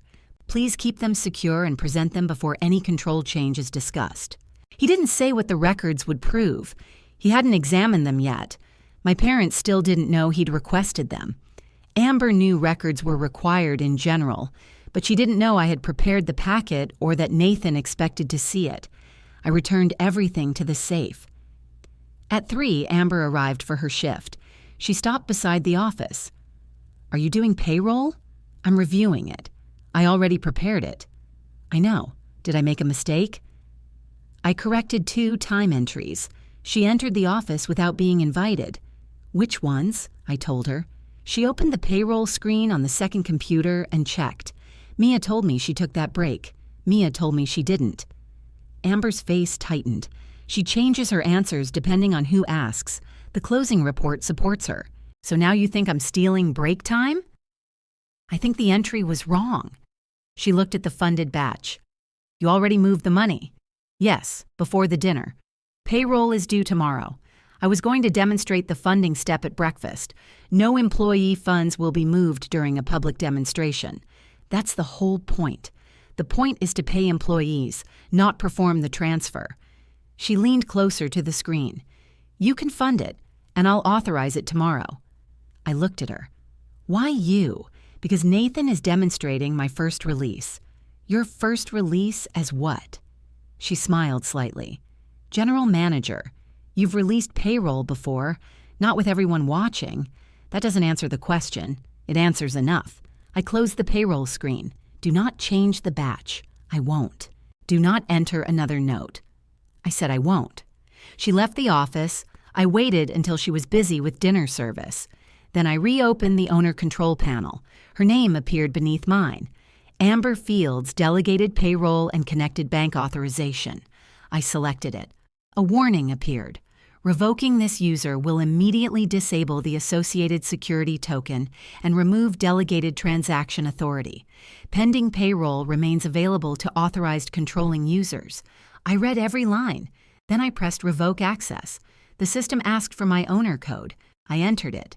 It asked me to confirm that I understood I would become solely responsible for pending payroll authorization. I confirmed. For several seconds, the screen showed processing. I could hear dishes moving through the kitchen pass. Amber laughed at something near the bar. A server called for a check. Then the screen changed. Access revoked. Controlling users, Renee Fields. I logged out and signed back in. The funded payroll batch was still there. The total remained $18,400. The authorization deadline remained 2 in the afternoon. Amber's delegated user no longer appeared. An email confirmation arrived. I printed it and added it to the company packet in the safe. The leverage worked. It wasn't a trick, and Nathan hadn't done it for me. I owned the company. I had granted Amber access to perform a job. I withdrew that access when she used the job to create authority she didn't possess. The cost was just as clear. There was no believable way for Amber to stay general manager after the breakfast. She had received 2 warnings. She had scheduled a public demonstration around a control change that hadn't been approved. Once her token failed, every employee would know something serious had happened. My parents would know I'd chosen the company over protecting her image. For the first time, I accepted that they might choose her in return. I locked the safe. The rest of the evening passed normally. Amber closed the dining room and completed the cash report. Her security token remained in the locked top drawer of the manager's desk. Payroll preparation was already finished, so she had no reason to test it. Before leaving, she placed a printed copy of her dinner speech in my office tray. I waited until she left to read it. The speech thanked the kitchen, the servers, the customers, and my parents. It described the last 4 years as a period when Juniper Table found its identity. One paragraph said Amber had stepped in during a time when the restaurant needed leadership. That wasn't true, but it wasn't an ownership claim. The final line read, "Tomorrow morning, we begin a new chapter with the first payroll under that leadership." I wrote a note on the page. This sentence implies an authority change that has not occurred. Remove it. I scanned the marked copy and emailed it to her. She replied after midnight, "I'll speak from the heart." On Friday morning, I checked the payroll again. It remained funded and accurate. I printed the employee totals without bank details and placed them in a separate folder. If the demonstration became confused, I wanted a clean list showing exactly what each person was owed. Then I reviewed the restaurant's operating balance. Payroll funding was complete. Rent, taxes, and upcoming vendor payments remained covered. At 10, the wine representative confirmed he could provide a free training session the following month. I added it to the approval sheet and told staff during pre-shift. The servers were pleased. Amber smiled and said, "That's one of the ideas we've been working on." I didn't correct her. The training was real, paid and scheduled responsibly. The staff had the useful part. After the meeting, Amber asked if I had reviewed the dinner seating. I saw it. "You're at the center table with Mom and Dad. I'm moving to the end." "Why?" "So employees sit in the better seats. That will look intentional." "It is intentional." She studied me. "You're planning something. I'm making sure payroll is correct." "That isn't what I meant." I returned to the office. At 4, my mother called. "Are you still coming tonight?" "Yes. Can you please let Amber have her moment?" "What moment?" "She worked hard on this dinner. So did the people attending it. You know what I'm asking?" "Yes. And I won't interrupt her." My mother relaxed enough for me to hear it. "Thank you. I also won't confirm anything untrue." The silence returned. "Why would you need to say that?" "Ask Amber." Mom ended the call. Dinner service finished at 9. We closed early enough to reset the private dining area. Employees changed out of aprons and gathered near the bar while the kitchen sent out shared plates. My parents arrived together. Dad wore the same blue shirt from the management lunch. Mom had curled her hair. Amber wore the cream blazer she'd worn when she first asked me for a management job. She greeted everyone at the door. I helped Mia carry water glasses to the tables. Then I checked the front entrance and turned the sign from open to closed. When I entered the private dining area, Amber had placed my parents beside her at the center table. I took the seat at the end. We ate. Employees talked about difficult customers and kitchen mistakes that had become jokes with time. For almost an hour, the dinner was exactly what it should have been. Then Amber stood. My mother straightened in her chair. My father reached for his wine. Amber picked up her glass and looked directly at me before she began. She thanked the kitchen first. She named people individually and mentioned small things they'd done. She thanked Mia for staying late during the refrigerator problems. She thanked the servers for learning new menu language. She thanked my parents for believing in her after her old business failed. Then she looked around the table. "The last 4 years changed this restaurant," she said.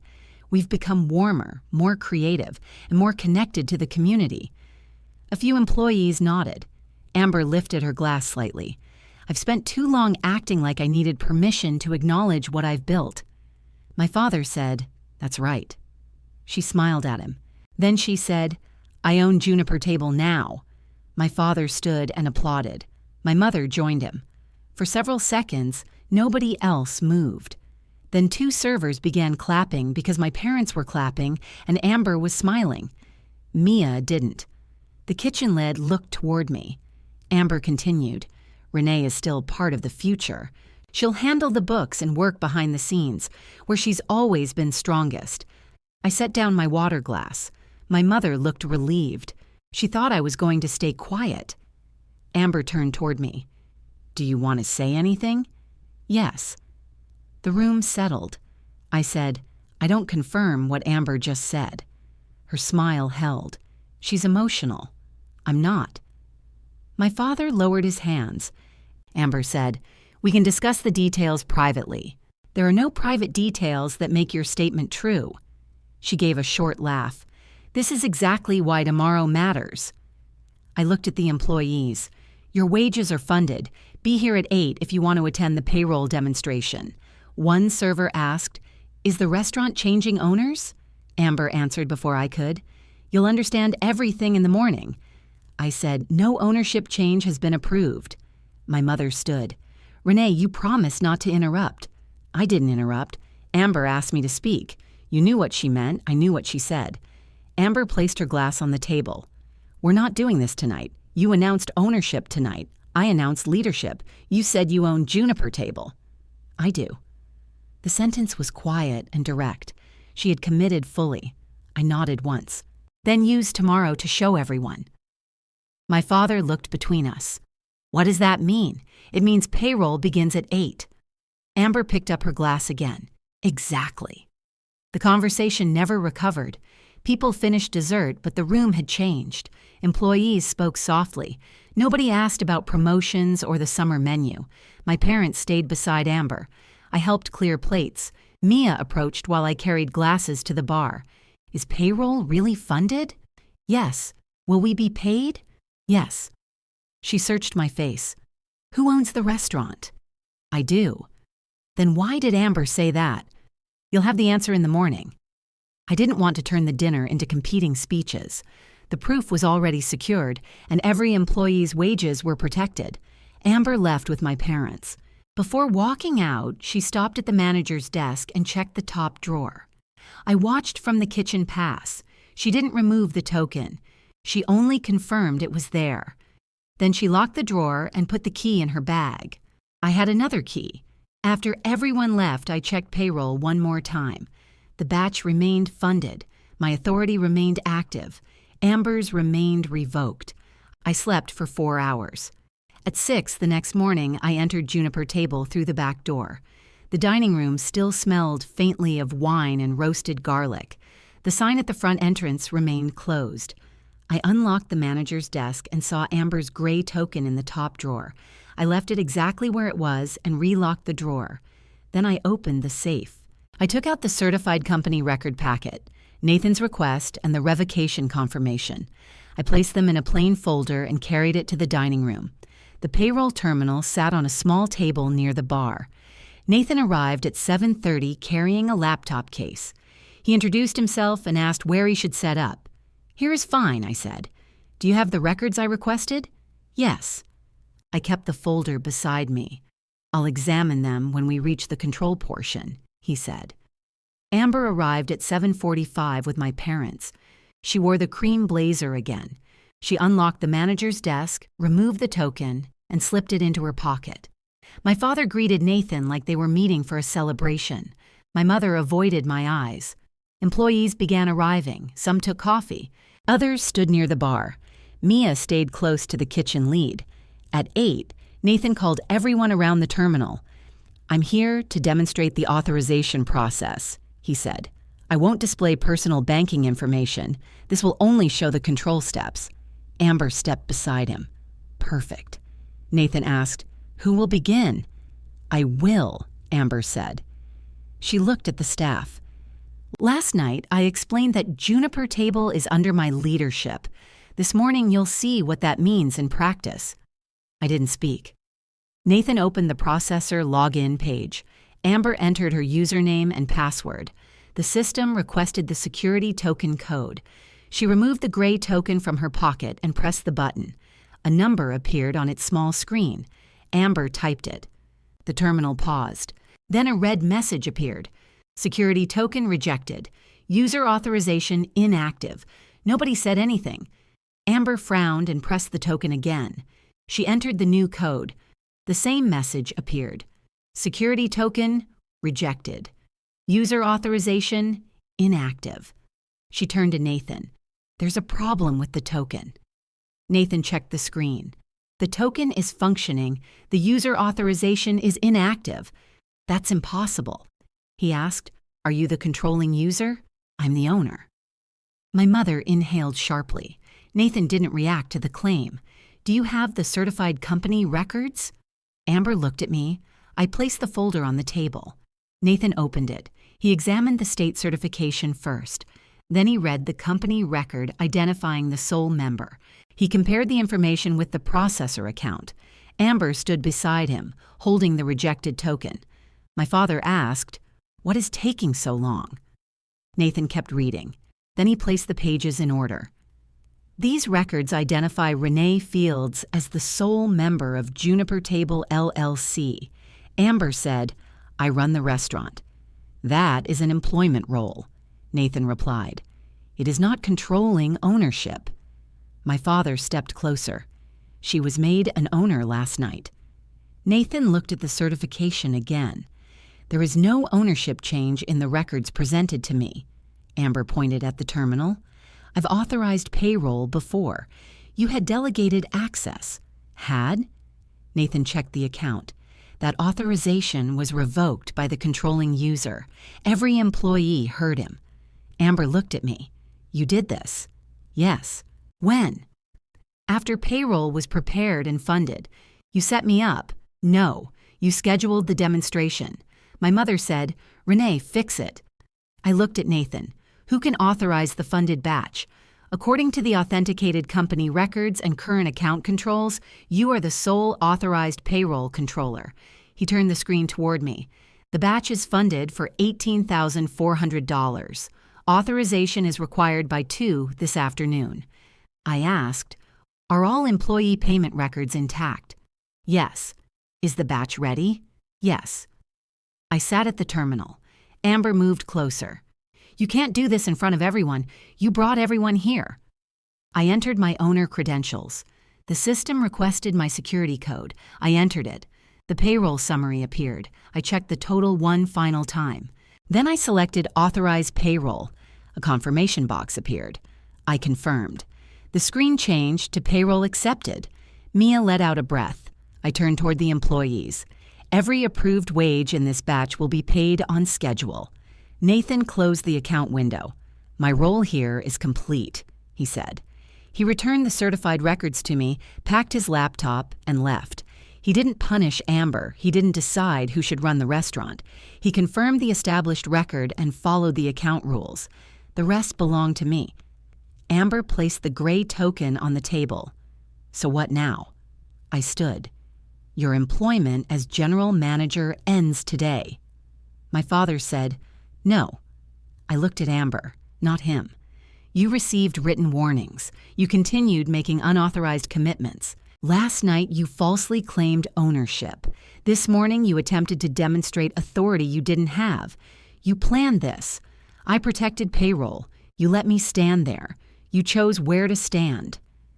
My mother moved beside Amber. She made a mistake. Amber's face turned toward her. "Don't call it a mistake. That surprised all of us." She looked back at me. "You've wanted to fire me since I asked for half." "No." I wanted you to stop acting like employment was ownership. You couldn't stand people seeing what I did here. I documented what you did, good and bad. My father pointed at the terminal. Reverse the decision. You don't have authority here. I'm your father. Yes. That should mean something. It doesn't make you an owner. My mother said, give Amber her access back.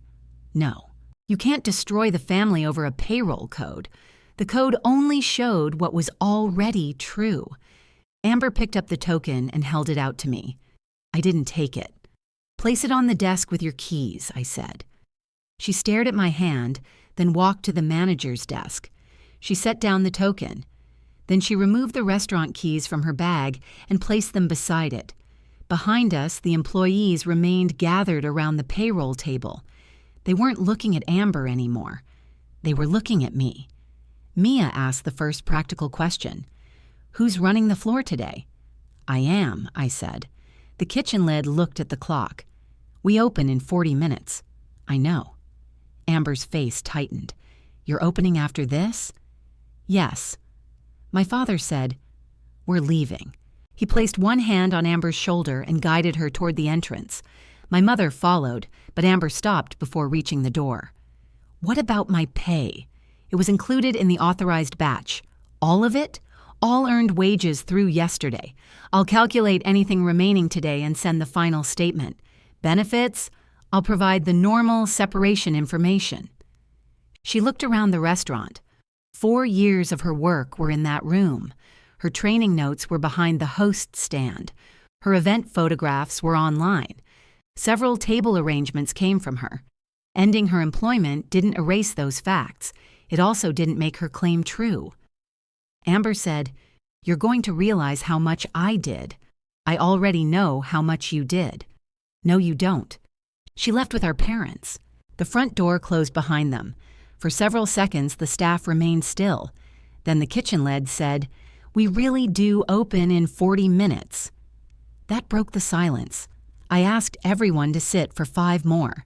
There is no ownership transition, I said. There are no approved promotions or bonuses connected to last night's dinner. I will review every promise you were given, but I won't confirm something the business can't support. One server raised her hand halfway. Is the staff dinner budget still okay? The dinner already happened. Everyone who worked cleanup will be paid. What about the wine training? It's approved for next month, during paid hours. Another employee asked about schedule flexibility. We'll review requests individually. Nothing changes today. Mia said, do you need me to handle sections? Yes, if you're willing. You'll be paid for the additional responsibility. In writing? A few people smiled nervously. I did too. In writing?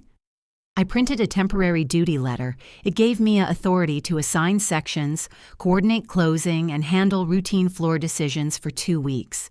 It included the pay rate and the exact dates. She read it before signing. The kitchen lead took inventory while I checked reservations. 2 people called out, both saying they felt uncomfortable after the breakfast. I covered 1 floor position. Mia rearranged sections to cover the other. We opened 11 minutes late. A couple waited outside. I apologized and offered coffee while they chose a table. Then service began. Nothing dramatic happened. Orders came in. Food went out. A glass broke near table 5. A customer complained that the soup was too salty. Mia replaced it without asking me because her written authority covered service recovery. The restaurant functioned once without Amber. It wasn't effortless. I missed 2 vendor calls and 8 standing beside the dish station. But nobody lost pay and nobody needed my parents' permission. At 3, my father called. I answered in the office. Put Amber back on the schedule. No, she's distraught. I understand. No, you don't. You humiliated her in front of her coworkers. She announced that she owned the restaurant. She believed you were moving toward an agreement. I told her no. You should have corrected her privately. I did for months. You didn't have to let her token fail. She scheduled the demonstration. You revoked it without warning. I warned her twice about claiming authority. Dad was silent. Then he said, your mother and I won't come back while you treat your sister this way. That's your decision." He waited. The old version of me would have asked how long they meant. I would have offered dinner at their house or promised to call Amber. I didn't. Dad said, "You sound cold. I'm at work." He ended the call. Amber emailed that evening. Her response was 6 pages long. She described the termination as retaliation for challenging my management. She listed her contributions and said I had created confusion by refusing to recognize our partnership. I read every page. She never addressed the false ownership statement. She never addressed telling staff that promotions were certain. She never addressed asking how to replace the controlling payroll user. I saved the email in her file and replied with the termination record, final wage calculation, and instructions for collecting her personal items. I didn't argue point by point. She collected her things the following Tuesday before opening. My parents came with her. Dad carried 2 empty boxes. Mom held a garment bag. I stayed in the dining room while Amber packed the office items that belonged to her. She took the cream blazer from the coat hook, her leather notebook, framed photographs, and a drawer full of tea bags. She reached for a binder of event plans. "That stays," I said. "They're mine. They were created during paid work for Juniper Table."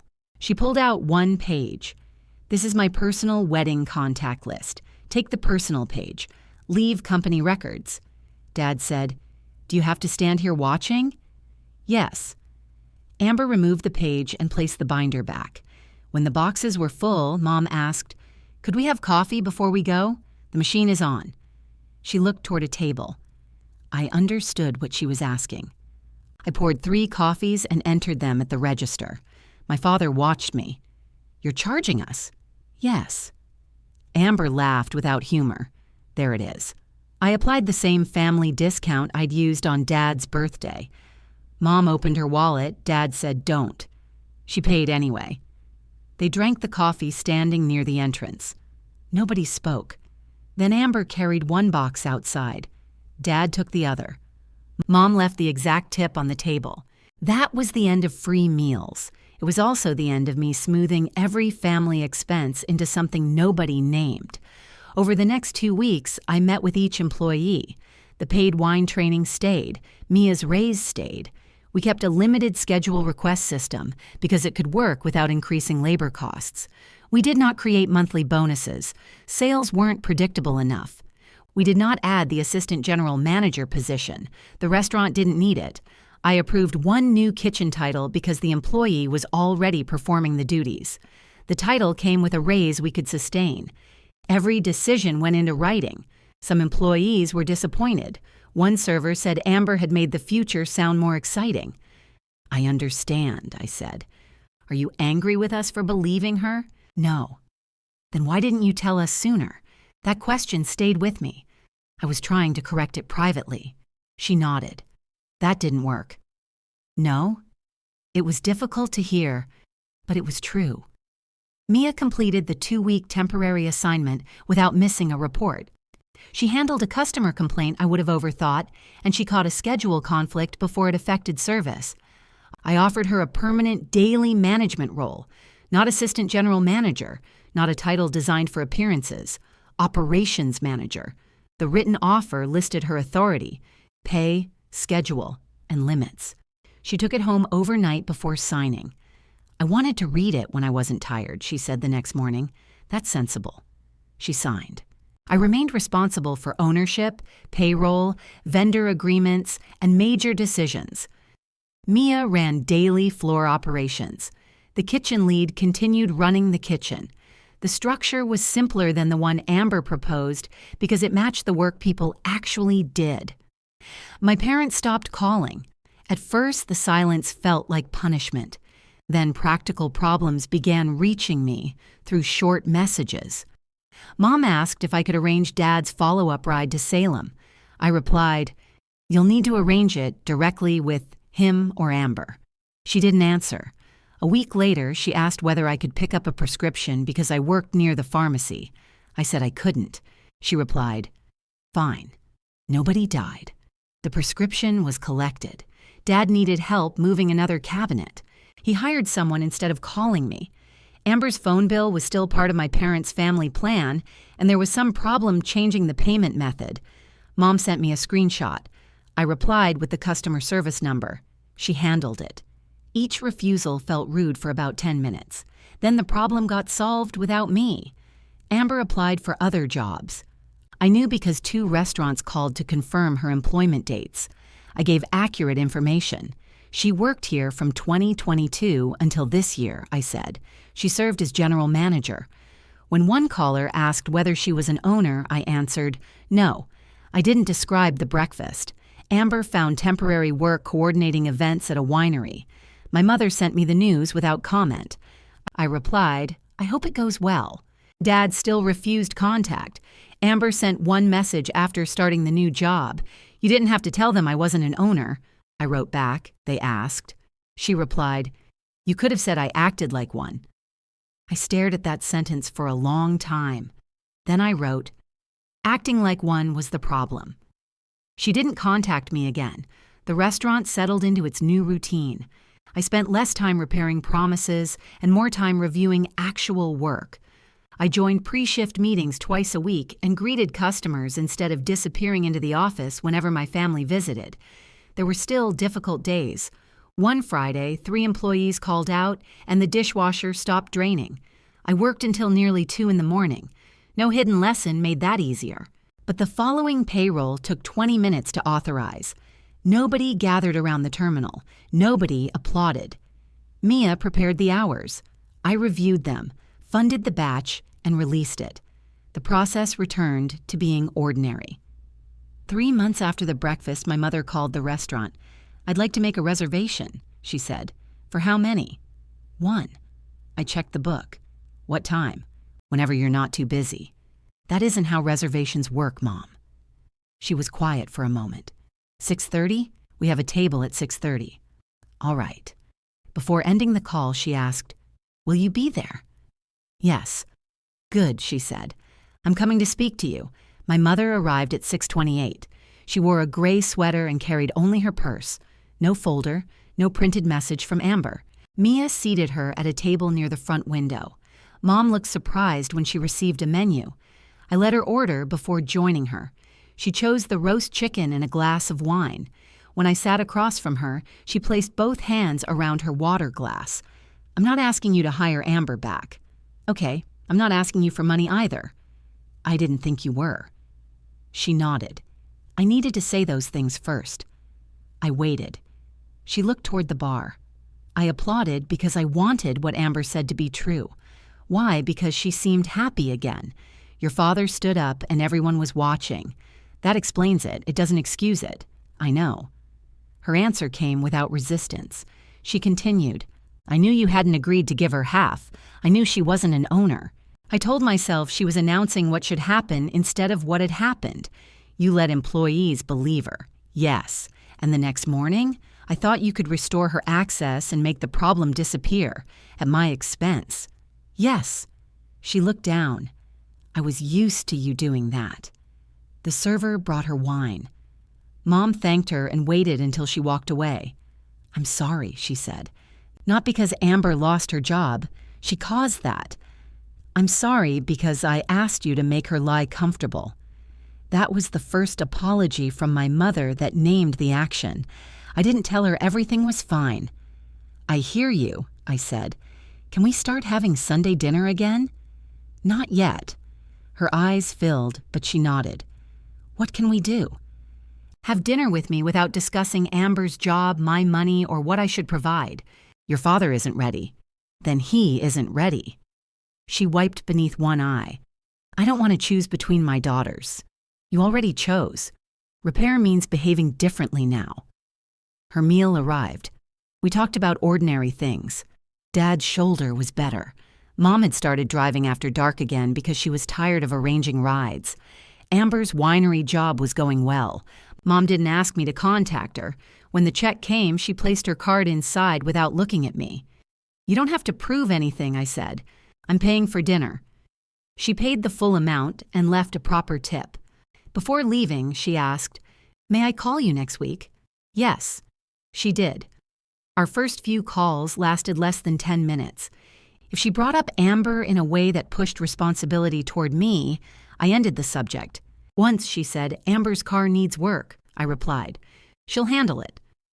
Mom started to say something else, then stopped. "You're right," she said.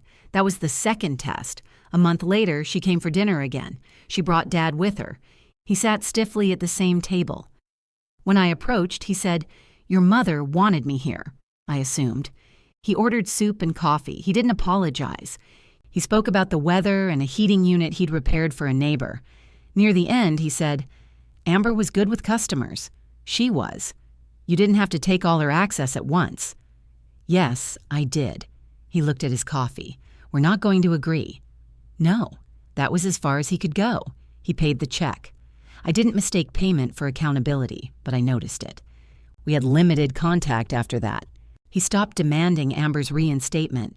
He also never admitted he'd applauded something he knew wasn't true. Some relationships don't repair evenly. My mother began calling before asking for help. "Are you available?" she would say. Sometimes I was. Sometimes I wasn't. When Dad needed another ride to Salem, she drove him. When they hosted Sunday dinner, they cooked and cleaned without asking me to bring food. I attended once a month, not every week. Amber wasn't there the first 2 times. When she finally came, Mom warned both of us in advance. "She won't discuss the restaurant," Mom said. "If she does, I'll leave." That's fair. Amber arrived late and brought dessert from a bakery. She placed it on the counter without making a joke about my cooking or her presentation skills. Dinner was awkward. Dad talked too much. Mom asked questions nobody wanted to answer. Amber and I passed dishes without looking at each other. Afterward, she found me near the front door. "I'm not asking for anything," she said. "All right." I know Mom apologized. "That's between Mom and me." Amber nodded. "I've been thinking about the breakfast." I waited. "I thought if I said it publicly, you'd have to accept it. That was obvious. I thought the staff seeing me release payroll would make it real. It wouldn't have. I know that now." She pulled her car keys from her bag, then held them without leaving. Confidence in front of people never made the restaurant mine. It was the first time she said the whole truth without adding technically. I said, "No, I did good work there. Yes. And I also lied. Yes." She looked toward the dining room. Our parents were clearing plates. "I'm sorry." I accepted the apology as a sentence. Nothing more. "I'm not ready to trust you," I said. I figured, if we have a relationship again, it depends on what you do consistently. What does that mean? It means no requests for a job, no messages through Mom and Dad, no rewriting what happened. She nodded. "I can do that, we'll see." For the next 6 months, she did. She stayed at the winery.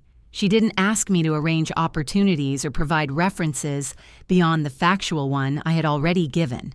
She sent a birthday card without mentioning Juniper Table. Once, Mom tried to tell me Amber deserved credit for the restaurant's current event business. Amber interrupted her. "Mom, stop. That isn't mine," I noticed. I still didn't offer her access. Limited contact became occasional coffee and family dinners. We didn't become close. She'd spent years treating my work as the background for her confidence. A few better months couldn't repair that. But she began carrying her own disappointments without handing them to me. That was enough to leave the future undecided. At Juniper Table, Mia settled into daily management. She didn't make every choice the way I would. That turned out to be useful. She asked before committing company money. I answered without making her ask twice. When she disagreed with me, she brought sales reports or staff feedback instead of my parents'. The kitchen lead developed 2 summer dishes that used ingredients we already stocked. We printed new menus after testing both. Amber's seasonal picks wasn't on them. My name appeared in a small line on the back, owned and operated by Renee Fields. I had resisted that line at first. It felt unnecessary. Then Mia said, "Customers already ask. We should answer clearly." So we did. The restaurant didn't become perfect. We still had slow weeks, broken equipment, and employees who left for better opportunities. I still spent too many evenings reviewing invoices.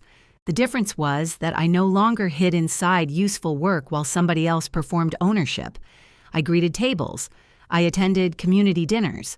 I introduced myself to vendors without letting Amber's version of me enter the room first.